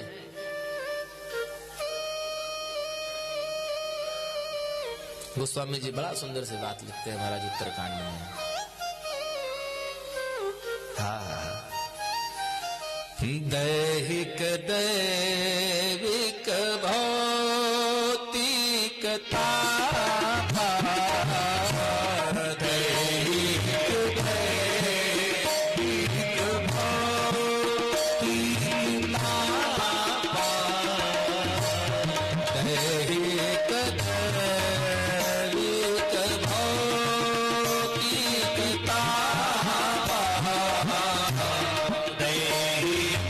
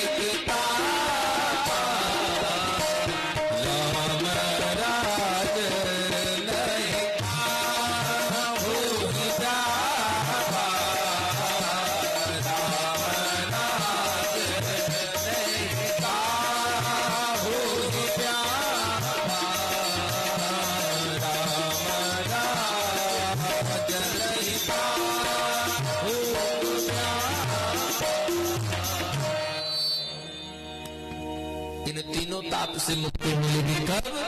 जब राम राज काहू ही नहीं व्यापा। जब राम का राज हो जाएगा, केवट के जात कछु वेद ना विचारी हो, पात भर शहरी सकल सुख बारे बारे। सवेरे सोच के उठे बतून नहीं करता था महाराज, एक पत्ता मछली खाता था। गोस्वामी जी कहते हैं गीतावली में कि वो दशरथ राजा दशरथ से भी सौभाग्यवान था। राजा दशरथ ने 20 साल के राम को कोरा में उठाया महाराज, लेकिन 27 साल के राम को अगर कोरा में उठाने का सौभाग्य मिला तो केवल को मिला, किसी को नहीं मिला। उसका भी सौभाग्य जाग गया। ऐसा कब हुआ, क्यों हुआ? क्योंकि वो समर्पित हो गया। प्रेम में भी हठ होता है। केवट ने, लक्ष्मण ने बाण उठाया। केवट कहता है चाहे लखन मारे बनवा हो, भले बाण मार देंगे महाराज। राजा दशरथ की कसम खाके कह रहा हूं, जब तक पैर नहीं भिड़ाएंगे तब तक नाव में चढ़ाना तो दूर, छूने नहीं दूंगा।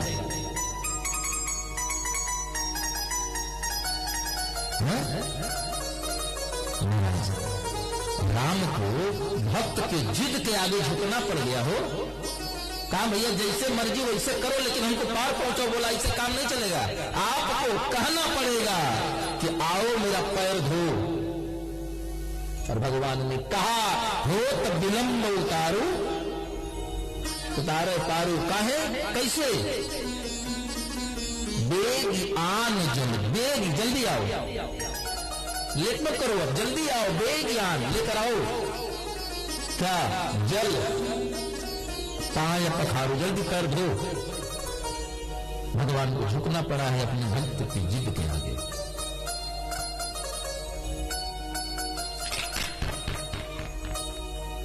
कृपा जो द्वापर में द्रौपदी मैया ने कह दिया, पूस में जाओ खिचड़ी नहीं बासर जाई, तब ऊपर खोल बनाई। जो गठरी लाओ खिचड़ी बांध के, रखी रखी सड़ जाएगी, लेकिन गठरी नहीं छोड़ेंगे।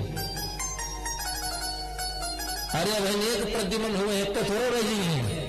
जब 16,108 मेहरारू हैं, इतना पतली हैं, तो एक प्रद्युमन थोड़े रही हैं। अब और हुई, अब फिर बुला लिया छठी में। आई तो हर छठी में घर लिपो, अब काजल लगाई तो थोड़ा मालूम पड़े। भगवान दौड़े दौड़े चले गए। भगवान का जो 3 स्वरूप है, 3 तत्व है, और वो है सत्य, चित्त और आनंद।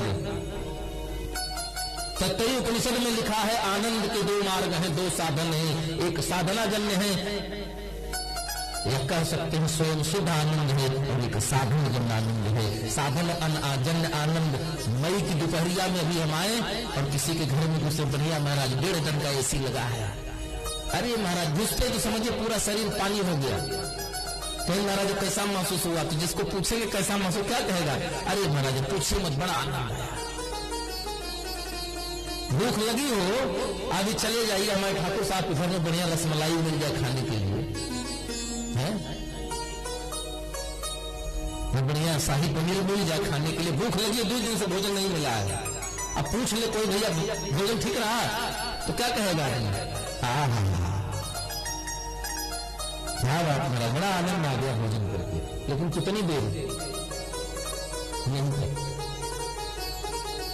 भोजन का आनंद, स्वाद का आनंद कहां तक?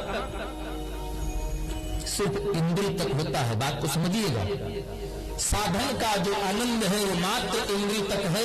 एसी की ठंडक का एहसास आपको त्वचा कराती है, लेकिन अंदर से कराया जाता है। स्वाद जीभ की चमड़ी तक आता है, ठंडा गर्म त्वचा तक आता है, बाकी सभी जैसा है। दाल चावल अलग अलग से खा लीजिए और पेट में जाकर सब एक ही हो जाता है। तो कुल मिलाकर के अगर आनंद चाहिए तो आप स्वयं शुद्ध आनंद की तरफ भागिए। देखिए चीज और बता दें आपको, भक्ति के भी गोस्वामी जी 9 बताते हैं, कहीं कहीं 10 बताया गया, कुछ संत 12 को कहीं कहीं कहते हैं। किसी पुराण में है कि भक्ति के 12 मार्ग बताए गए हैं, जिससे 9दा भक्ति है। भगवान शंकर की 10वीं भक्ति है, 10 भक्ति है। जो 10 अवगुण नारद ने बताए वो 10 अवगुण नहीं है, भगवान के सद्गुण हैं जो संसार से पृथक हैं। भागवत के अनुरूप भक्ति के 10 मार्ग बताए गए, 9 भक्ति से बजाय 12 भक्ति बताई गई है। लेकिन हमारे गुरु जी कहते हैं बेटा भक्ति 2 है, ये तो भक्ति के साधन है, भक्ति के मार्ग है, भक्ति 2 ही है, एक सिद्ध भक्ति है, एक स्वयं भक्ति है। स्वयं भक्ति स्वयं भगवान के पीछे पीछे जाती है, वो आपको भगवान से मिलाती है। लेकिन जो सिद्ध भक्ति है ना, सिद्ध भक्ति के पीछे भगवान स्वयं भागते हुए जाते हैं महाराज। जनकपुरी में से कोई न्योता नहीं गया था, भगवान दौड़ पहुंच गए। तमिल मिथिला की औरतें गरियाई,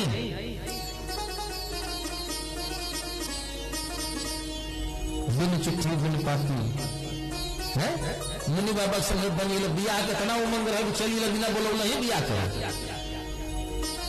राम जी की एक ऐसी बात अद्भुत गई जो में न लगन पता न दुल्हा पता,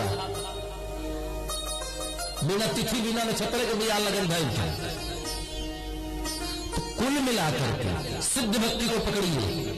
जैसे मनु शत्रुपा, हम तो कहते हैं मनु शत्रुपा जो है वो स्वयं भक्ति है, लेकिन माता कौशल्या, माता जसोदा, माता सबरी, माता सीता, ये क्या है? ये सिद्ध भक्ति है, क्योंकि तो भगवान भी इनके पीछे पीछे भागते हैं। बोले राधे,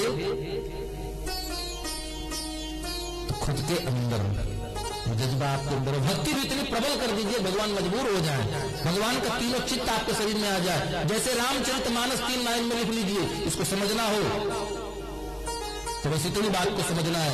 मानस चरित राम, हमारी आत्मा में जो चरित्र भगवान ने दिखाया उसी को उतार ले रामचरितमानस आपका पूरा जीवन।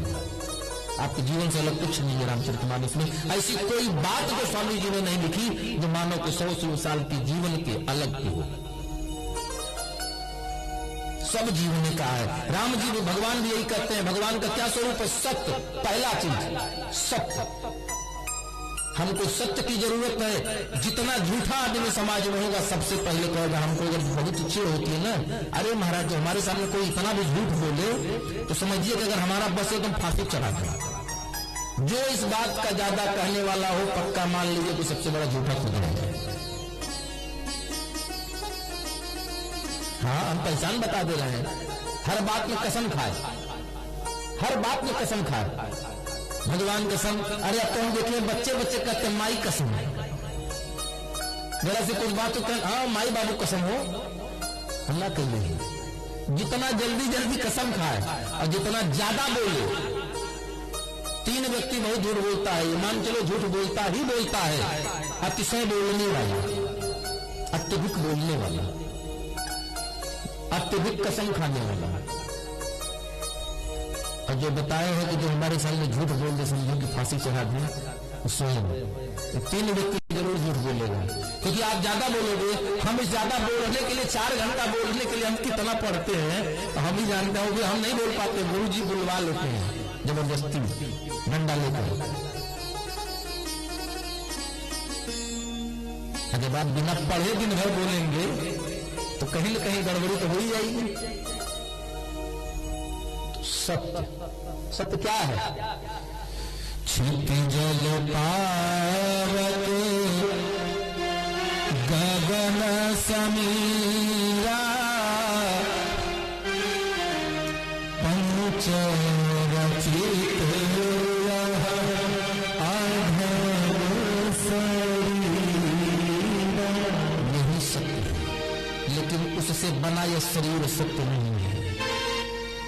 ये 5 सत्य हैं, लेकिन उसी से बना यह शरीर झूठ है, महाझूठ, एकदम साफ। आदमी कहता है ना साफ झूठ, सफेद झूठ बोल रहे हैं, बिल्कुल सफेद झूठ है।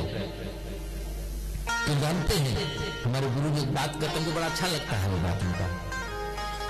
कहते बेटा भगवान जो है वो कभी इंद्रिय का विषय नहीं है, परमात्मा इंद्रिय का विषय नहीं है। इंद्रिय परमात्मा का विषय है, लेकिन परमात्मा इंद्रिय विषय नहीं है। इंद्रियों से तो महज हमारे अंदर दोष आते हैं। भगवान नहीं आता।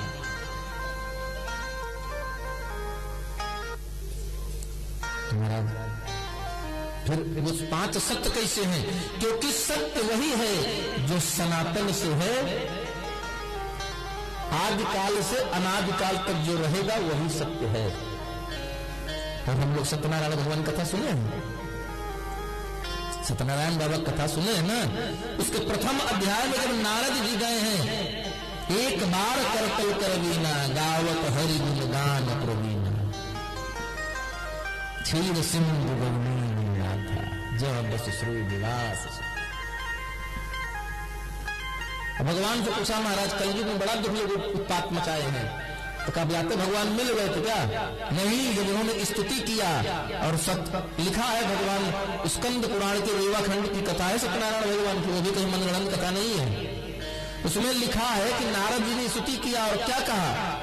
आदि मध्य अंतहीना निर्गुणा गुणा मने। आदि मध्य अंत हीना नहीं है, और क्या है? निर्गुणा, गुणात्मने, निर्गुण नहीं है लेकिन गुण भी नहीं है। क्या है? निर्गुण है, निर्गुण होते हुए गुणात्मने, निर्गुण है नहीं है। क्या है? आज तक कोई डिफाइन नहीं कर पाया। बड़ा लड़ाई चल रही है, द्वैत अद्वैत वाली बहुत बड़ी लड़ाई है, सिद्ध नहीं हो पाया। इसी द्वैत अद्वैत के चक्कर में काल मुजुंडी जी कौवा हो गए। तो भगवान का स्वरूप ही सत्य है। भगवान भूमि, गगन, अग्नि, वायु, नीर, यही 5 तत्व हैं, यही सत्य है। दूसरा चित्त, भगवान का चित्त कैसा है? शांतम शाश्वतम अप्रमेय मन घन निर्वाण शांति प्रदम ब्रह्मा शंभु फरीन्द्र से मनुष्यम वेदांत वेद्यम। कैसा है? शांतम शाश्वतम प्रमेय, मतलब बिल्कुल शांत नहीं, शाश्वत शांत है, जिसका स्मरण मात्र ही हमारे मन स्थिति को शांत कर देता है। हम लोग भगवान की वंदना भी करते हैं, कैसा करते हैं? शांताकारं भुजगसेनं पद्मनाभं सुरेशं विश्वाधारं गगन सदृशं नीलवर्णं शुभांगं। कैसा है? गगन सदृशं, जैसे आसमान, धरती पर चाहे जितना भूचाल आ जाए, चाहे जितना भूकंप आ जाए, लेकिन आसमान हिलता है क्या अपनी जगह से? नहीं हिलता। तो महाराज हमको अपने चित्त को आसमान की तरह बनाना है, लेकिन वो तब बनेगा जब यहां पर अंकित होगा। कौन? जैसे हनुमान जी ने अंकित कर लिया, राम नाम अंकित अति सुंदर। किसी ने हनुमान जी से पूछा, महाराज आप 100 योजन समुद्र एक बार उधर से छलांग लगाए, उधर पहुंच गए। बोले आप तो, हम थोड़ा पार गए थे। बोले फिर? बोले वो तो मुद्रिका हमको लेकर चली गई थी। बोले मुद्रिका में ऐसा क्या? बोले महाराज उस मुद्रिका में तो राज छिपा था, सारा पावर तो वही था। क्या पावर था? बोले महाराज उसमें तो लिखा था हमारे प्रभु का नाम राम। हमारे गुरु जी कहते हैं आराम की तलब है तो एक काम करो, आराम की तलब है तो एक काम कर, आराम की शरण में और राम राम कर। महाराज आपका मन स्वतः शांत हो जाएगा, आसमान की तरह सुगीर हो जाएगा। और जब दो हो गया ना, ये तब होगा जब आपके अंदर सत्य का वास होगा, सत्य की संगत होगी। और सत्य संगत कल मिलेगी जब आप सत्संग में आओगे, कथा में। तीर्थ में जाओगे तो पिकनिक मनाने नहीं जाना है, तीर्थ में। तीर्थ में जाना है तो संतों की संगत में रहना है, उनकी सेवा करनी है। हम तो देखे हैं अपने यहाँ आश्रम पर देखा है, सावन महीने में आए हुए भक्त ऐसे हैं जो अपना पत्ता भी छोड़कर उठ जाते हैं। महाराज आप हमारा थोड़ा बिगाड़ रहे हैं, संत तो सेवा कर ही रहा है समाज का, हम तो उठा ही लेंगे। अपने बारे में सोचो। तीर्थ में सबसे बड़ा फल अगर है किसी चीज का तो वो है दान का, सेवा का। सिर्फ तीर्थ जाने से मतलब दौड़ो, अगर तीर्थ जाने से मतलब होता, गंगा नहाने से मतलब होता तो मछली तो जीवन भर पानी गंगे जी में बहती है, लेकिन उसके शरीर की बदबू साथ नहीं छोड़ती महाराज। मुखम पवित्रम यद राम नामम, अगर भगवान का नाम लेने से हमारी जीवा पवित्र हो जाती है। अधर्म से कमाया हुआ धन सत्कर्म में दान देने से पवित्र हो जाता है। यह अधम शरीर तीर्थ में चले जाने मात्र से पवित्र हो जाता है। लेकिन इन सब का पवित्र होने के पश्चात भी प्रभावी तब होता है जब व्यक्ति तीर्थ में जाकर सेवा धर्म में जुड़ जाए, सेवा भावी हो जाए। राधे आप देख लीजिए, संतों के संगम में देख लीजिए, बड़े बड़े जटाधारी बाबा जी लोग पंगत का पत्थर उठाने के लिए महाराज दौड़ते हैं। बड़े बड़े महात्मा पंगत जब बैठती है भंडारे में, तो जैसे पंगत उठने को होती है लुंगी खुटिया के बांध करके पगड़ी खड़े रहते हैं बड़े बड़े जटाधारी, कि हमसे पहले कोई दूसरा का न पत्ता उठा ले। हम लोग वहां भी जाकर के सोचते हैं।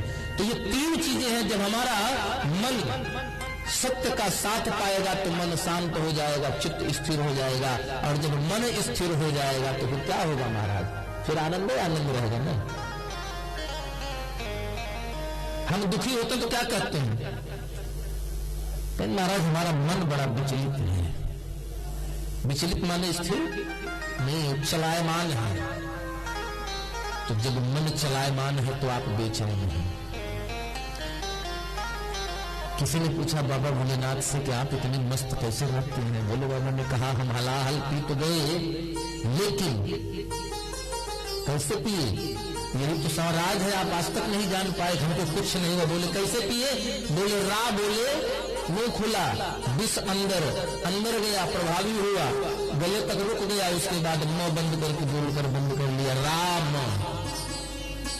न बाहर का रहा न अंदर का रहा, लेकिन नीचे से राम, रा ऊपर से मन, हृदय में राम ऊपर से विष, दोनों का जब मिलान हो गया महाराज तो हमको विश्राम हो गया, आनंद हो गया हमको।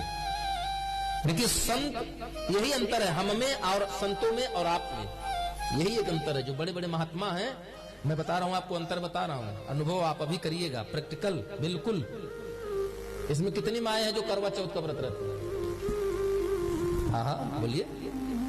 मतलब इस समय भी समस्या है कि ऐसा लोग हम उठा दे, पड़ोसी न उठाया हो, है? सब कोई रहते हैं ना, लेकिन ठंडी ज्यादा है। हाँ अच्छा, छठ वाला व्रत कितने लोग रहते हैं? चलिए करवा चौथ तो 24 घंटे का है, छठ वाला व्रत मैया 3 दिन का व्रत होता है। 3 दिन आपको भोजन नहीं मिलना। यहाँ इतने लोग बैठे हैं जो व्रत रहती हूँ व्रती हैं, बता दीजिए किसको भूख लगती है? आप लोग करवा चौथ रहती है, निराजल होता है ना, छठ वाला निराजल होता है, ये तो कितने लोग जिनको भूख प्यास लगती है जरा बताइए हमको। 9 दिन का नवरात्र रहने वाले इतने लोग हैं, पूछिए किसको भूख लगती है? लेकिन जौने दिन दशमी का पारण हो गया महाराज, उस दिन अगर भूख भोजन मिलने में देर हो जाए तो बहुत कपार फोड़ डालना। काहे? उस दिन उम्मीद है कि आज भोजन होना है। एक महात्मा है, उनके पास ना घर है, ना कपड़े हैं, ना ठंडी में ओढ़ने के लिए कंबल है, ना भोजन की व्यवस्था है। बेचारे नल पे एक लोटा पानी पीकर सड़क के किनारे किसी पेड़ के नीचे धुनी रमा कर बैठे होंगे। हमको आपको कंबल के नीचे ठंडी लग रही है, उनको सड़क पर ठंडी नहीं लग रही है। उसी के विपरीत महात्मा के पास कोई व्यवस्था नहीं, ठंड का महीना है, एक तरफ महात्मा है वो फिर भी राम राम कर रहा है, और उसी के विपरीत थोड़ा सा और अलग है एक भिखारी। ये सारी चीजें उसके पास भी नहीं है। शायद संत से ज्यादा कपड़े उसके शरीर पर होंगे, महात्मा से ज्यादा पैसे उसकी झोली में होंगे, लेकिन फिर भी वो दुखी है। लेकिन महात्मा फिर भी सुखी है। जानते हैं क्यों? अंतर बताएं आपको। वो इसलिए दुखी है क्योंकि वो अभाव के प्रभाव में उसका स्वभाव ऐसा बन गया है। अभाव का प्रभाव उसके दिमाग में बस चुका है कि मेरे पास घड़ी नहीं है, मेरे पास ऊनी कंबल नहीं है, इसलिए उसको ठंडक लग रही है। एक दिन एक लेख निकला था, हमने पढ़ा था कि एक गरीब आदमी सड़क पार्क में जो कुर्सियां पड़ी होती हैं पार्क में बैठा था, ठंडी के महीने में एक पतली सी शॉल ओढ़ करके। ठंड प्रदेश की बात है, चाहे नाइजीरिया साइड कहीं की थी जहां बर्फ पड़ती है, रोज वही करता था। एक दिन सामने के बंगले से एक बूढ़ा व्यक्ति निकला, उसने देखा, कहा भैया आपको ठंड नहीं लगती? इतनी ठंडी में बर्फ गिर रही है। बोले भैया नहीं लगती है, दिक्कत तो होती है, ठंड ज्यादा है। बोले अच्छा ठीक है, मैं अभी बंगले में जा रहा हूं, आपके लिए कुछ गर्म कपड़े भेज देता हूं। साहब तो बंगले में चले गए, चाय काफी में व्यस्त हो गए, गए भूल कि बाहर किसी को बोल कर आए हैं। आपको बताएं, दूसरे दिन सुबह जब वो व्यक्ति अपने बंगले से निकला, मर गया। जो महीनों से उस ठंड को झेल रहा था वो मर गया बूढ़ा।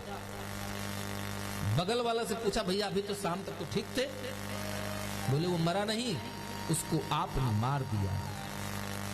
बोले हमने कैसे मार दिया? बोले जब तक आपने उसको उम्मीद नहीं दिलाई थी तब तक उसका शरीर इस ठंड को बर्दाश्त करने के लिए तैयार था। आपने उम्मीद दिला दिया कि अभी गर्म कपड़े आ रहे। अब शरीर ने धीरे धीरे उस टेम्परेचर को, उस वातावरण को अपने शरीर के अनुरूप, शरीर अब धीरे धीरे उस गर्मी को महसूस करने लगा। जिस चीज को आप जितना सोचेंगे, जितना महसूस करेंगे, उतना ही प्रभावी होता है। तो सत्य चित्त इन कथाओं का मात्र एक उद्देश्य होता है कि हमारे जीवन में प्रभाव तो हो, लेकिन वो प्रभाव किसका हो? भगवान की कृपा का हो, न कि हमारे जीवन में अभाव का प्रभाव हो। इसीलिए तो महात्मा सुखी है। कोई धन दुखी, कोई मन दुखी, कोई तन दुखी। कोई तन दुखी, कोई मन दुखी, कोई धन बिन रहत उदास, और थोड़े थोड़े सब दुखी, तो सुखी राम के दास। तो भगवान का स्वरूप है, और भगवान के पास दुख नाम की चीज नहीं है, क्योंकि राम जी का नामकरण के समय गोस्वामी जी कहते हैं, जो आनंद सिंधु सुख राशि, जो आनंद सिंधु सुख राशि, जो आनंद सिंधु सुख राशि, जो आनंद सिंधु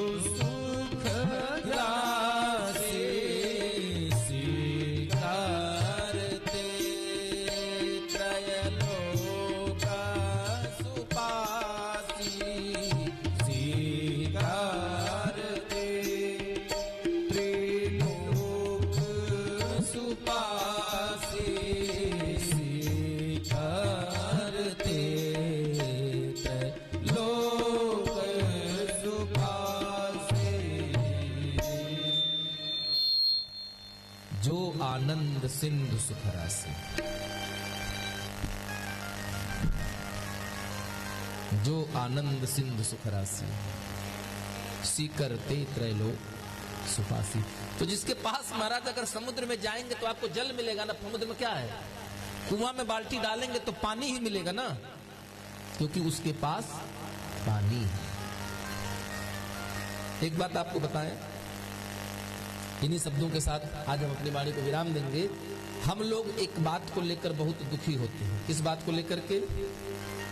फलाना आदमी ने हमको अपशब्द कहे, उन्होंने हमको भला बुरा कह दिया।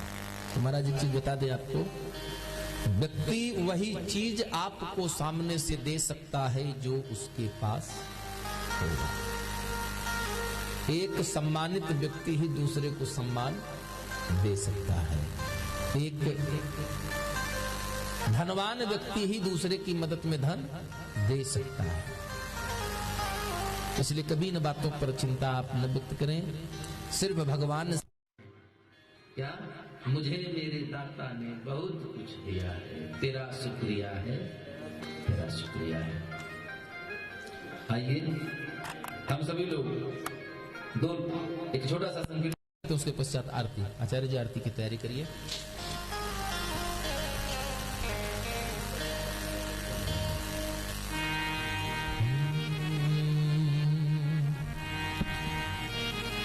रूप माया लिया,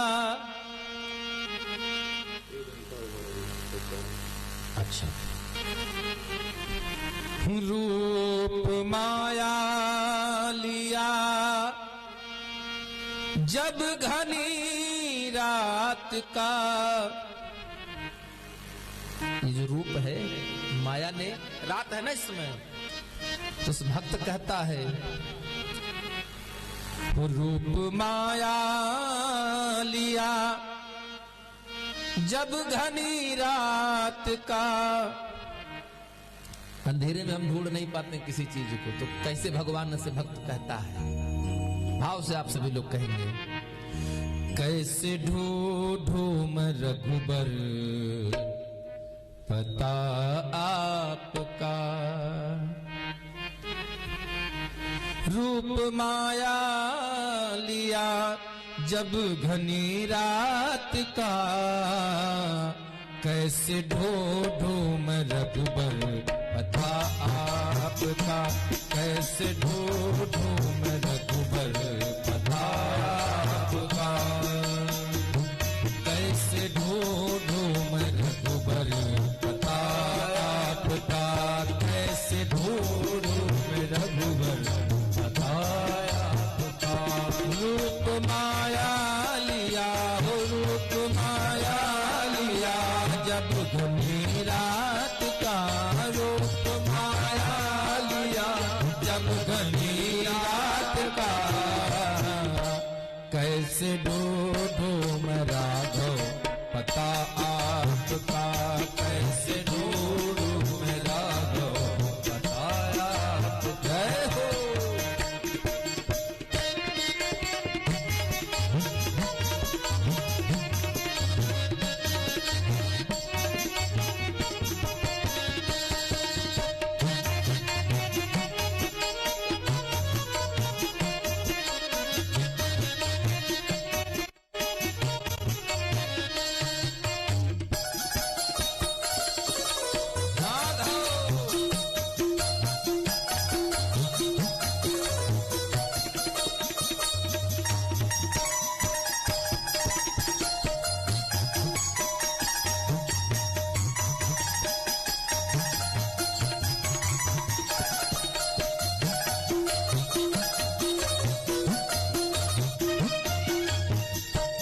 मन भटकते भटकते परेशान है। मन भटकते भटकते परेशान है। मन भटकते भटकते परेशान है। मन भटकते भटकते परेशान है। मन भटकते भटकते परेशान है। अब तो आसरा केवल बचा आसरा आपका। अब तो केवल बचा आसरा आपका। अब तो केवल बचा आसरा आपका। अब ऐसे ढूंढूं मैं रघुबर आपका। कैसे ढूंढूं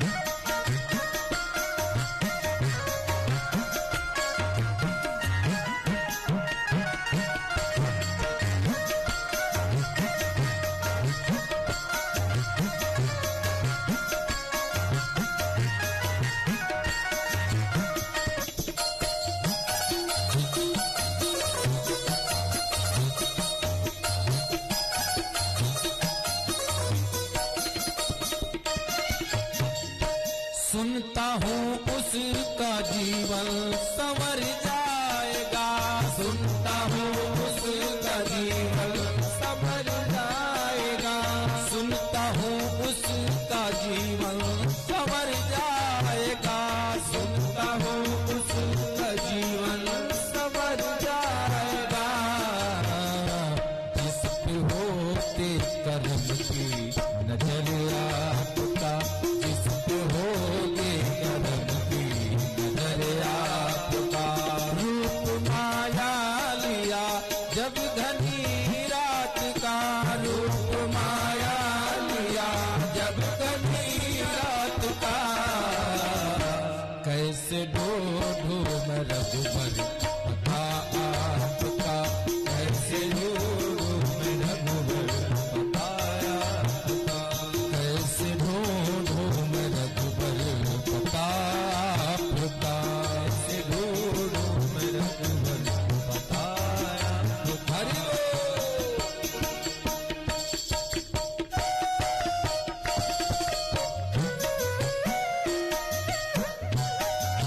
जय हो।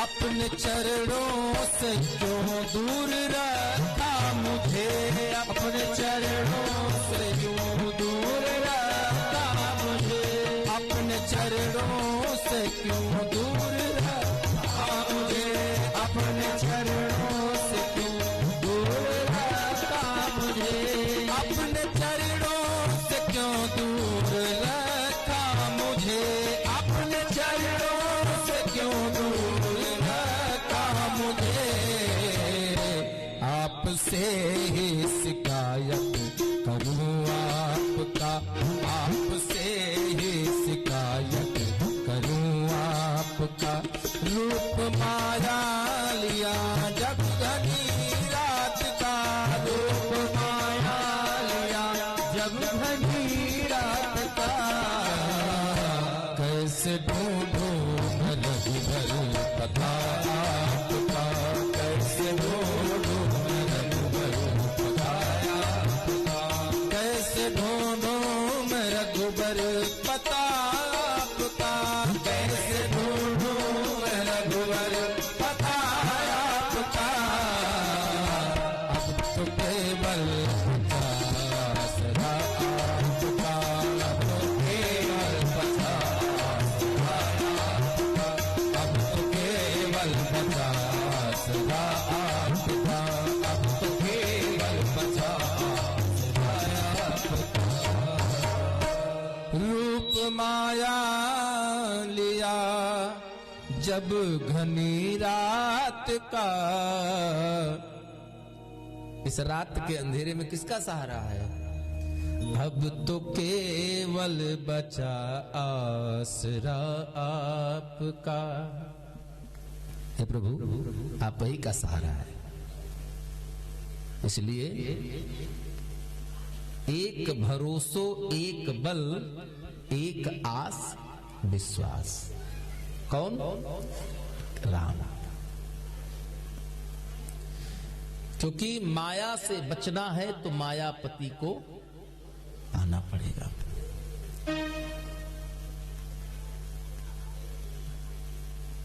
अभी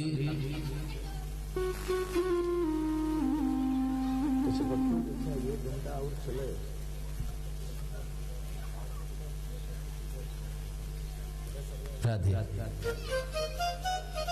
अच्छा एक चीज बताइए, अभी बहुत लोग तो आए नहीं, फिर भी हम आप लोगों से जानना चाहते हैं, जो भी पुरुष और हमारी माताएं बैठी हैं, कथा का समय जो 3:30 से 7:30 का है, यह ठीक है या कम किया जाए या इसको बढ़ाया जाए?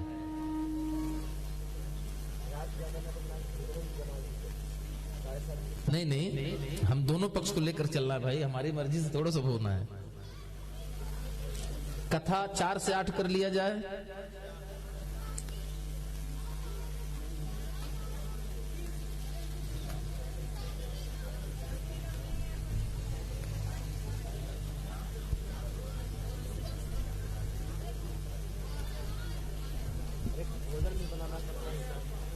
हाँ नहीं तो एक काम में करते हैं, 3 बजे से 7 बजे का जो समय है, 3 से 7:30 तक का जो समय है वो हमें लगता सही है, क्योंकि ठंड भी ज्यादा नहीं रहेगी और आप लोग के पास समय भी रहेगा, मध्य का समय रहेगा, थोड़ा सा दिनचर्या थोड़ी सी आगे पीछे होगी, इसलिए हमें लगता है ये ठीक है समय।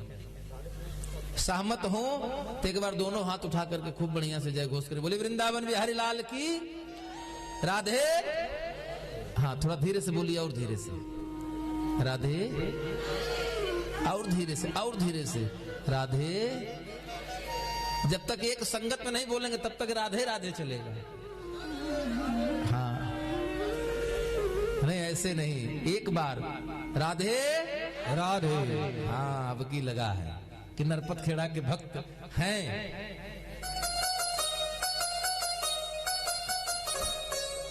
जैसे आज कथा थोड़ी विलंब से शुरू हुई है और कुछ भक्तों की इच्छा है कि थोड़ी विलंब तक चले, तो आप लोगों की जो भी इच्छा हो भाई, देखिए हम सबकी सहमति के साथ जो कार्य किया जाए सो ठीक है।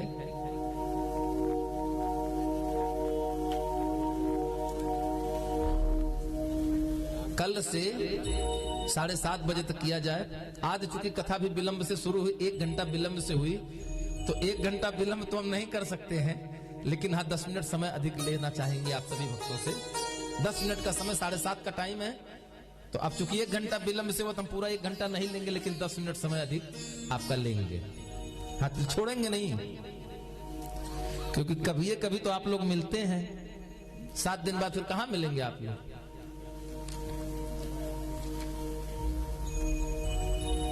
कुल मिलाकर के भगवान का जो स्वरूप है वो 3 तत्वों का है, सत्य, चित्त और आनंद। इस चित्त को भगवान के इसी तत्व का, इसी स्वरूप का चिंतन करना है। और जिस जीवन में, जब तक हमारे जीवन में भगवान का चिंतन नहीं होगा, भगवान की कथा नहीं होगी। आरती बनाइए, आप आरती बनाइए। हाँ भक्त बुलाइए, यजमान बुलाइए। आइए आप अपनी तैयारी लेकर आगे बढ़िए, हम तो जब तक खाली रहेगा हम तब तक बोलते रहेंगे। हाँ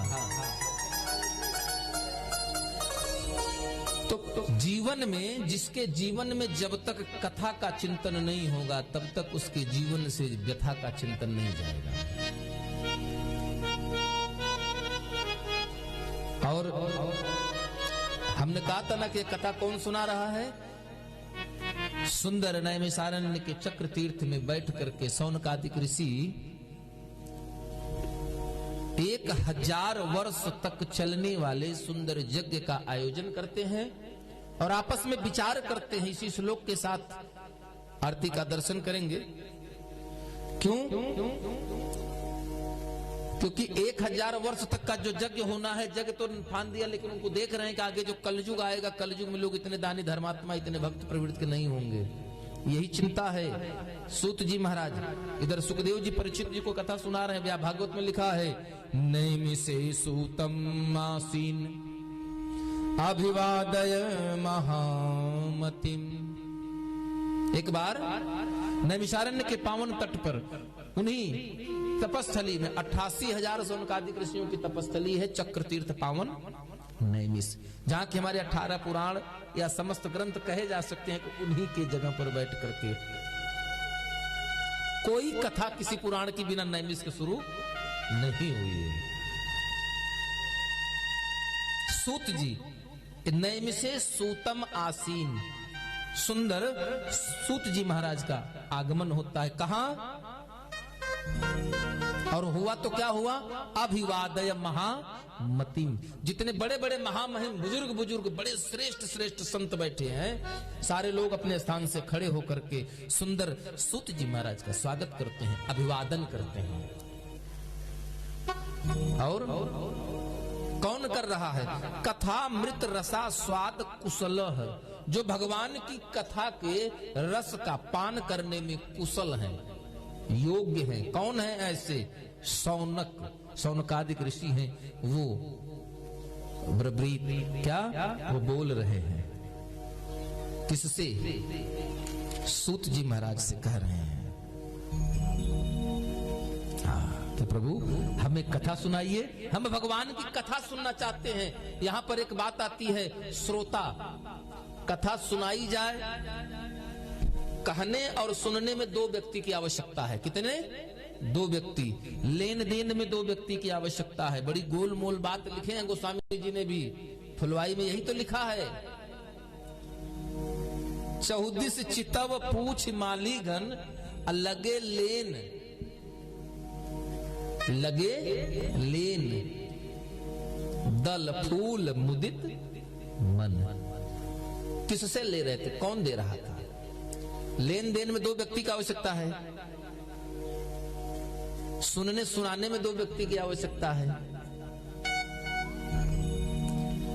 तो यहां पर वक्ता और श्रोता दो है ना, तो यहां पर अभी श्रोता की बात हो रही। श्रोता के लिए बताया गया है कि श्रोताओं में भी तीन प्रकार के होते हैं। एक होते हैं श्रोता, दूसरा होता है सोता।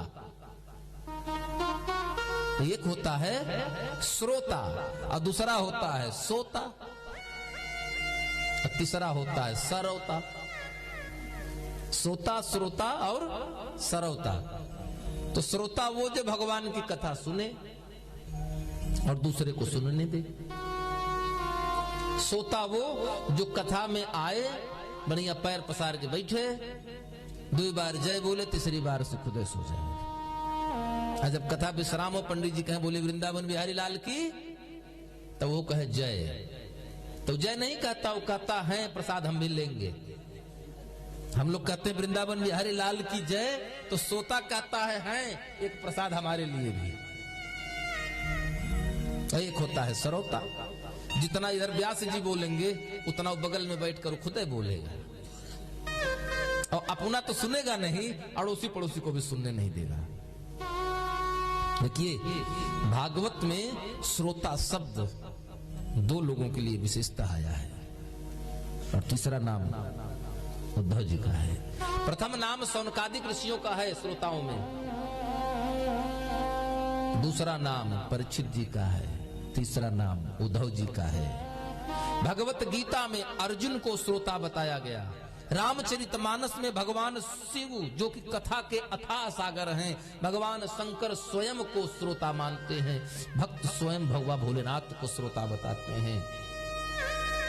भारद्वाज ऋषि भगवान के इतने बड़े भक्त, राम कथा के मर्मज्ञ हैं, वो भी भगवान की कथा सुनने के लिए माघ महीने में श्रोता बन गए। गरुड़ जी को श्रोता बताया, कागभुसुंडी को श्रोता बताया। क्यों जानते हैं? क्योंकि श्रोता वही होता है भरहि निरंतर हो ही ना पूरे, जो रोज भरते हो लेकिन कभी भी वो पूरे नहीं होते। जैसे भगवान की कथा सुन करके जिसने ये मान लिया कि हमने तो कथा सुन लिया है,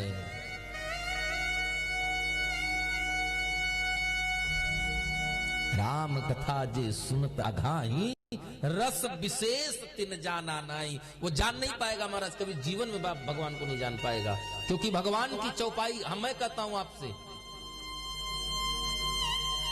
आप रामचरितमानस उठाइए, गिन करके 10 चौपाई ले लीजिए, रोज पढ़िए 10 चौपाई को, और 10 दिन पढ़ने के बाद आपको 10 चौपाइयां रोज नया भाव बताएगी, रोज 10 नया भाव बताएगी।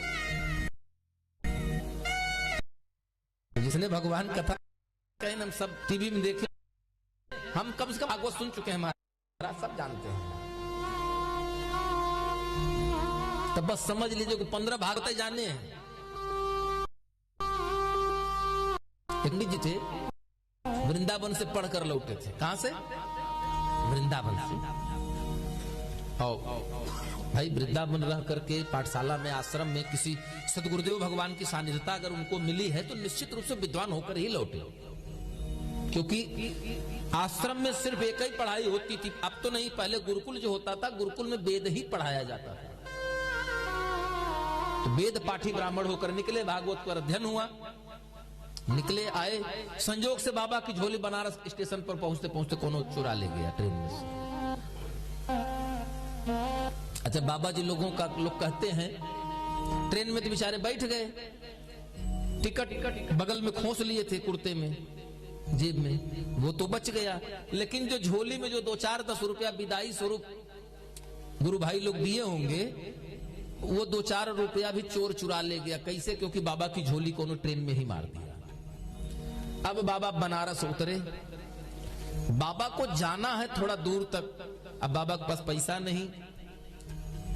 कल दिन भर एकादशी में बीत गया, आज द्वादशी, कुछ हो जेब में पैसा हो तो कुछ मुंह यात्रा हो, कुछ अन्न पानी पेट में जाए।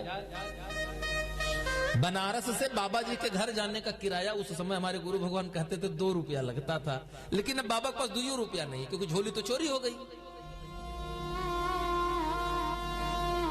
अच्छा, बाबा पढ़े लिखे विद्वान, देखिए एक चीज बताएं आपको, ब्राह्मण कभी भीख नहीं मांग सकता।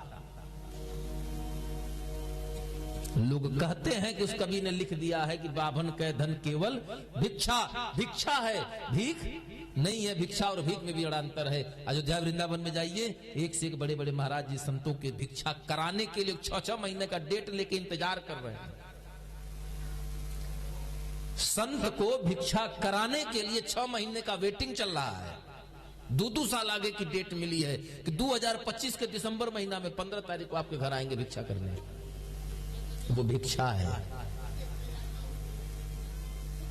भीख वृत्ति है। तो महाराज जी भीख नहीं मांगे, उन्होंने सोचा हम पढ़े लिखे हैं, चलते हैं किसी गांव में और चल करके सुंदर वहां भागवत की कथा करेंगे। और भागवत की कथा करेंगे और भागवत कथा करने के पश्चात आनंद से जो कुछ दान दक्षिणा मिलेगा उस दक्षिणा से अपने घर पहुंच जाएंगे। महाराज पहुंचे, ऐसा नरपत खेड़ा जैसा एक कॉलोनी मिल गया, बड़ा सुंदर सा है? हमारे ठाकुर साहब दरोगा जी जैसे बड़े सुंदर सुंदर 2-4 भगत भी मिल गए। अब 4 भगत मिले, अब लोगों ने कहा, पंडित जी आए, मिले चौराहे पर, तो पंडित जी मिले हमारे दुकान पर, कहें महाराज राधे राधे, कहें राधे राधे, कहें महाराज जी हम भागवत करना चाहते हैं आपके यहाँ, हम भागवत करना चाहते हैं। तो पंडित जी बेचारे कहेंगे अरे महाराज करिए भागवत, लेकिन हम इसमें कुछ कर नहीं सकते हैं। ऐसा है हमारे यहाँ एक मास्टर साहब है, मास्टर साहब ने चलिए आए मास्टर साहब के, मास्टर साहब ने कहा भैया देखिए भागवत करिए, हमें कोई परेशानी नहीं, लेकिन हम इसमें कुछ कर नहीं सकते। तो बोले का फिर? बोले आप चलिए सरपंच के यहाँ, लेकर आए सरपंच के यहाँ। सरपंच भैया ये मोटे ताजे बड़ी बड़ी मूछ यादव जी, कहीं हम भैया आपके यहाँ भागवत करना चाहते हैं, फलाना सरजुपारी ब्राह्मण है, ये हमारा गोत्र है, वृंदावन से पढ़ करके हमारे। बोले ठीक भैया कोई बात नहीं, करिए भागवत। तो भागवत कहाँ करेंगे? बोले भाई देखिए अब तो ये सारी व्यवस्थाएं हो गई, पहले सुंदर वृक्ष पेड़ के नीचे, बरगद के नीचे, ऐसे ही चतुर्मास भागवत की थी। महात्मा जी भैया बरगद के पेड़ नीचे बढ़िया भागवत शुरू हो गई। चबूतरे पर एक तखत रख दिया गया, बाबा बैठे और भागवत शुरू। 1 दिन हुआ, 2 दिन हुआ, 3 दिन हुआ, 4 दिन हुआ, 5वें दिन प्रधान खड़े हुए। 5वें दिन प्रधान जी खड़े हुए, अब इधर भगवान तो बाल लीला सुना रहे, गोवर्धन पूजा कराना है। तब तक प्रधान खड़े हुए, कहने महाराज का हमको मूर्ख समझे हैं क्या? हम टीवी में देखे हैं मां भागवत, सब मारपीट होता है। अरे कहने हम कथा सुना रहे हैं, डेमो थोड़ो दिखा रहे हैं। कहने तो मूर्ख बनाना बंद करिए। बात थोड़ी सी उलझती गई।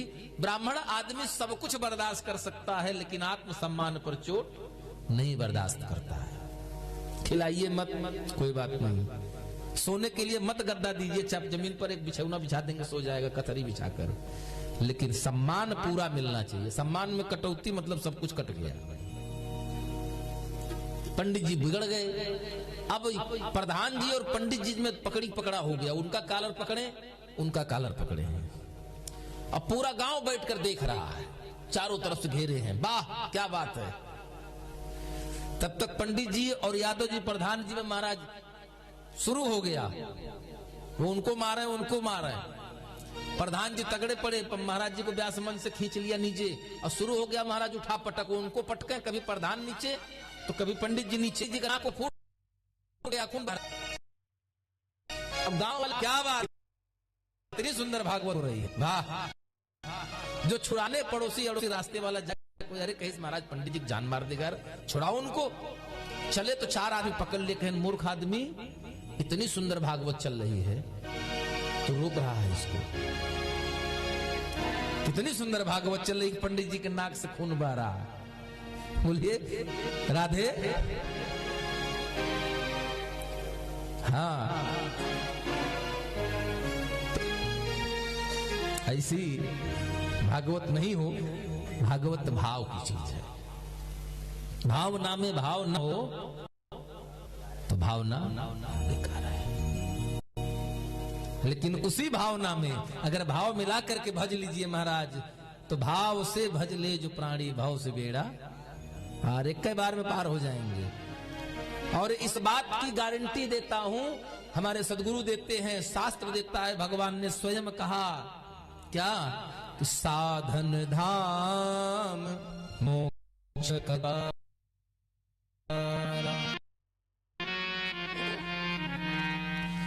साधन धाम मोक्ष कर द्वारा, पाए न जेहि परलोक समारा, पाए न जेहि परलोक समारा। भगवान ने इतना सुंदर शरीर दिया, क्यों दिया कि बच्चा तुमको चौराहे पर नहीं छोड़ रहा हूं, 2 राहे पर खड़ा किया हूं। एक दरवाजा, एक गेट है, दरवाजा खुला हुआ, कोई बंधन नहीं है, तो तुमको प्रयास करना है, कदम उठाना है, इधर से उधर रख देना है। भगवान ने जितना उपकार किया, लेकिन हम क्या कर रहे हैं? एहि तन पाई विषय मान देहि,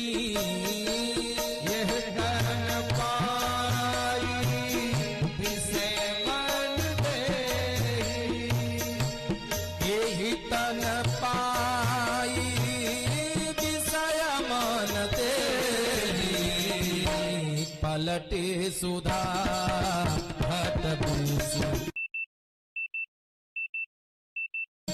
पलटे सुधा घट पे दूसरे, पलटे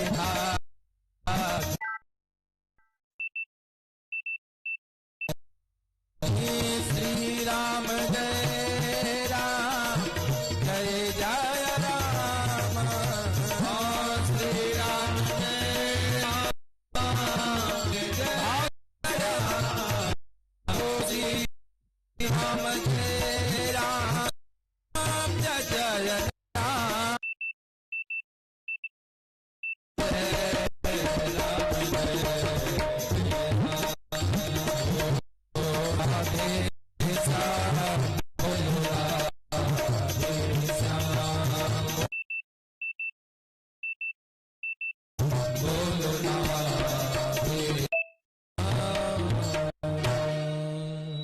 भगवान ने इतना सुंदर साधन दे दिया महाराज, हम उसके बाद क्या करते हैं?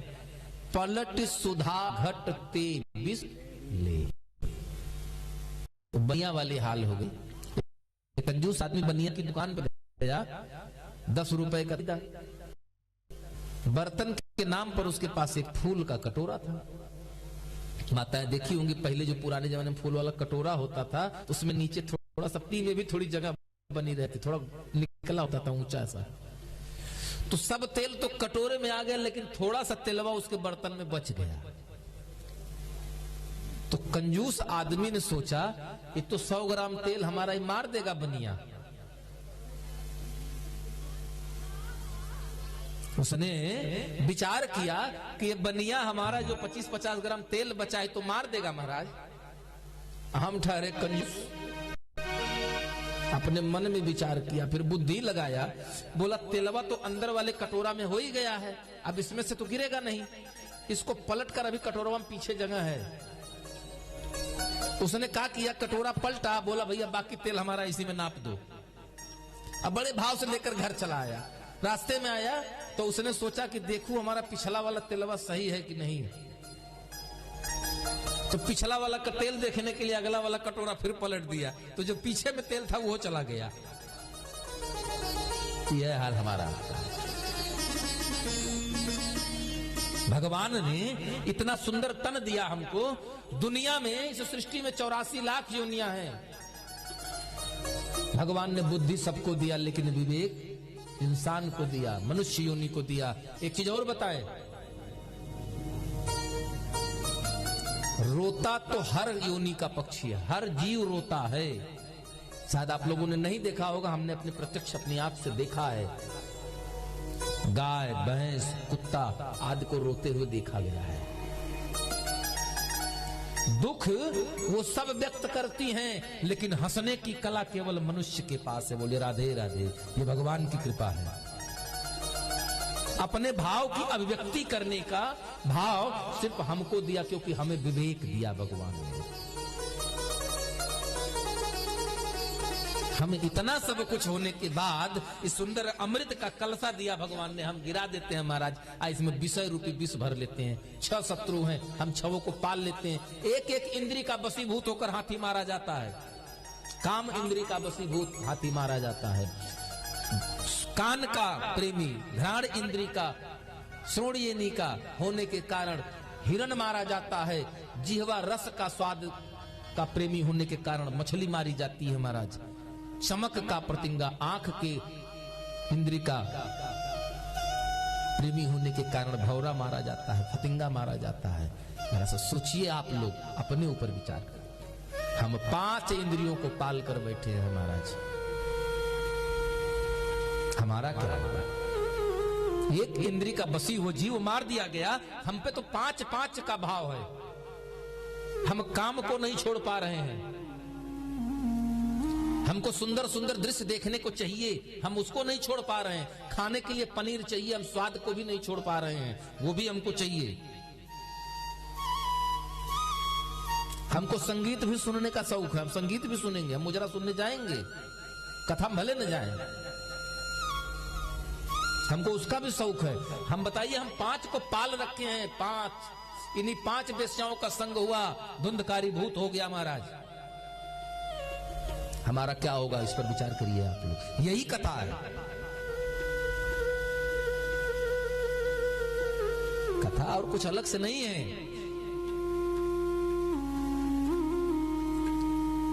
भगवान कहीं दूर नहीं है, हमारे अंदर में है। हमको उन्हीं को पकड़ना है। हमारे जीवन के 6 शत्रु हैं, काम, क्रोध, लोभ, मोह, मद और मत्सर। इन 6 को अगर मार पाएंगे, हम सफल हो जाना है। तो सबसे पहले एक को मारिए।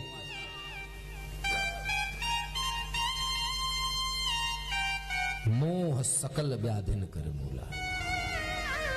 इस मोह से पार निकलना है। मोह क्या है? मैं अरु मोर तोर तै माया, यही, इसी से पार निकलना है। ये मेरा, मेरी पत्नी, मेरा बच्चा, मेरा घर, मेरी गाड़ी, इससे बाहर निकलना होगा। जब आप मोह से बाहर निकल जाएंगे, एक 3 रोग है ना हमारे पास, काम, क्रोध और मोह। काम, क्रोध और लोभ, इन तीनों के पिताजी का नाम मोह है। मोह की 3 संतान, काम, क्रोध और लोभ। इंसान को क्रोध क्यों आता है? सोचिए, क्रोध क्यों आता है? क्योंकि हमारे ऊपर मोह का प्रभाव है। हम अपने बेटे से प्रेम करते हैं, कोई उसको उंगली दिखाता है तो हमको तुरंत गुस्सा लगता है, लेकिन बगल की कॉलोनी वाले कोई थप्पड़ में मारे तो कोई प्रभाव नहीं पड़ता है। ठीक वैसे ही जैसे मान लीजिए कल सुबह हम लोग बैठे अपने घर में, बैठे सुंदर चाय की कप की प्याली, सवेरे 7 बजे आ गई 4 कप चाय, 4 भाई बैठे हैं मित्र, और प्लेट में नमकीन रखा हुआ है। तब तक किसी भाई ने अखबार खोला तो अखबार में देखा, अरे रे रे रे रे, फलाना एक्सप्रेस का कल कोहरा के कारण बड़ा भयंकर दुर्घटना हो गया महाराज, 400 आदमी मर गया। तो आपके पड़ोस वाले जानते क्या बोले? अरे छोड़िए महाराज, चार मीडी बोलती है कम से कम 800 मरे होंगे, लीजिए न लीजिए। आप कहेंगे 400 मरा होगा, तो दूसरा कहेगा अरे छोड़िए महाराज, टीवी न्यूज वाले झूठ बोला करते हैं, 400 नहीं होंगे, मरे कम से कम हजारों होंगे, 800 होंगे। तो मुआवजा न देना पड़े, 400 बता रहे, लीजिए नमकीन लीजिए। क्यों नमकीन खा लेंगे? क्योंकि उससे आपका कोई मोह नहीं है। आपके घर का, आपके रिश्ते का कोई हॉस्पिटल में भर्ती हो, हम आपसे चलिए बेहोश है ना, जिंदा है, चलिए तो बड़ी बेमुरुवत होकर देंगे। क्या महाराज, हमारा भाई में भर्ती है, काय की? क्योंकि आपका अपना है, यही तो स्वामी जी ने कहा, और तोरत माया, यही माया है और यही हमको उलझाई है। माया महा ठगी ने हम जानी, इसी से तो बचना है। और इससे बचना है तो बस भाव बनाइए। कैसा भाव? जैसा जब गरुड़ जी गए हैं काकभुसुंडी के पास, तुमसे क्या कहा? सादरता सुना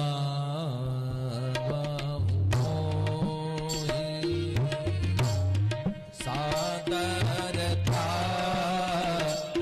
सुना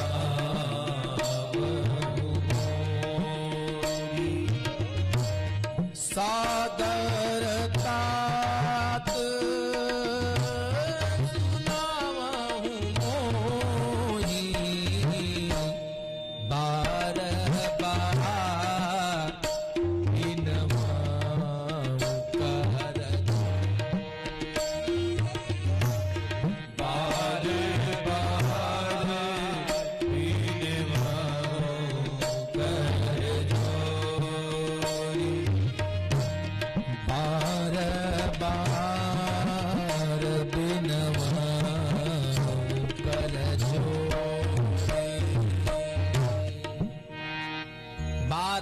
बिनवो कर जोरी, हाथ जोड़कर प्रार्थना करता हूं, क्या? सादर तात सुनावो मुहि। क्या पूछा? वही कहा जो माता ने बाबा भोलेनाथ से कहा था। क्या कहा था?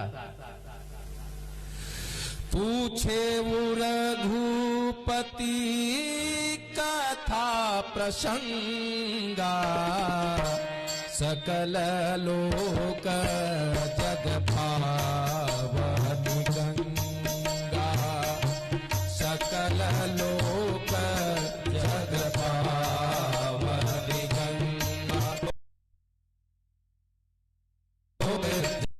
जग पावनी गंगा। तो भगवान की कथा में तन मन धन तीनों को लगाइए। यह कथा सुंदर सरधर्म मानस सेवा, सनातन धर्म मानस सेवा संस्थान के तत्वाधान में आयोजित है। और श्रीधाम अयोध्यापुरी विद्याकुंज, इस जीवन में एक मंत्र है, मूल मंत्र, उसको आप लोग अनुभव लीजिए। आय और आयु दोनों का सदुपयोग करना सीखिए। धर्म जीवन में धन ही नहीं, कुछ धर्म भी कमाते चलिए। आइए हम सभी लोग पावन आरती का दर्शन करेंगे।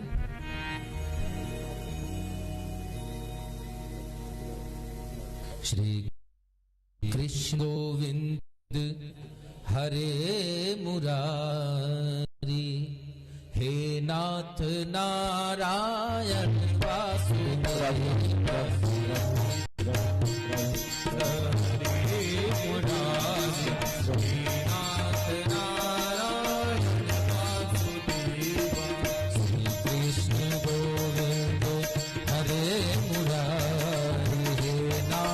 नारायण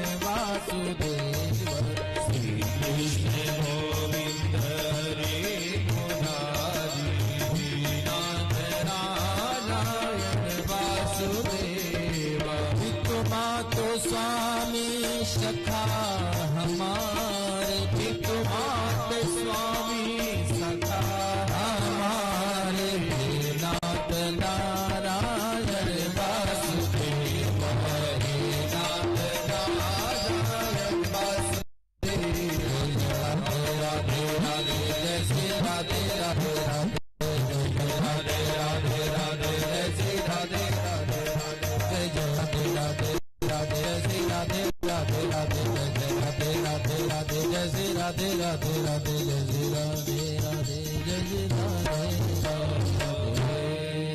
हरि ओम चंद्रमा मनसो जाचो सूर्यो अजायत श्रोता वायश प्राणश मुखाजनिरजायत इदगुं हविः प्रजननं मे असुत सवीरगुं सर्वगणगुं सुस्तये आत्मसनि प्रजा सनि पशु सनि लोक सन्न भय सनि अग्नि प्रजां बहुलां मे करोत्पन्नं पयूरेतो असमा सुधत्त हरि बांके बिहारी तेरी आरती गाऊं बांके बिहारी तेरी आरती गाऊं कुंज बिहारी तेरी आरती गाऊं कुंज बिहारी तेरी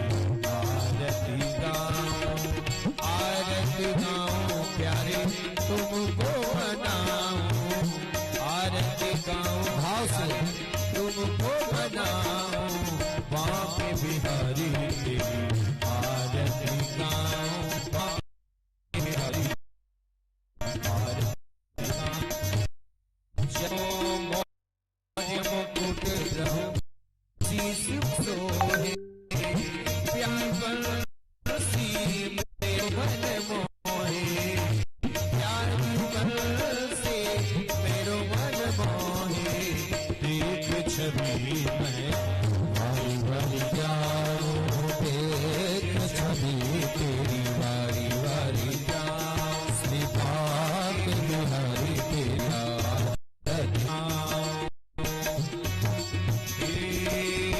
चरणों से निकली है गंगा प्यारी चरणों से निकली है गंगा प्यारी जिसने सारी दुनिया तारी जिसने सारी दुनिया तारी उन्हें चरणों में शीश नवाऊं बांके बिहारी तेरी आरती गाऊं बांके बिहारी तेरी आरती गाऊं दास अनाथ के नाथ आप हो दास सुबोध के नाथ आप हो दास सुबोध के नाथ आप हो सुख दुख जीवन प्यारे साथ आप हो सुख दुख जीवन प्यारे साथ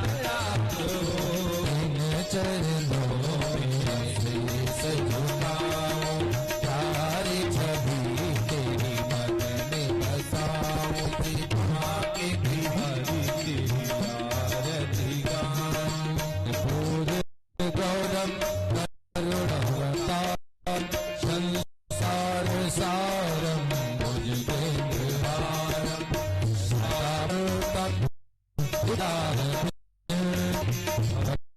भवानी सहितं नमामि भवानी सहितं नमामि त्वमे माता पिता त्वमेव त्वमेव बन्धु च सखा त्वमेव त्वमेव विद्या गुणं त्वमेव देव सर्वं त्वं देव देव त्वं सर्वं त्वमेव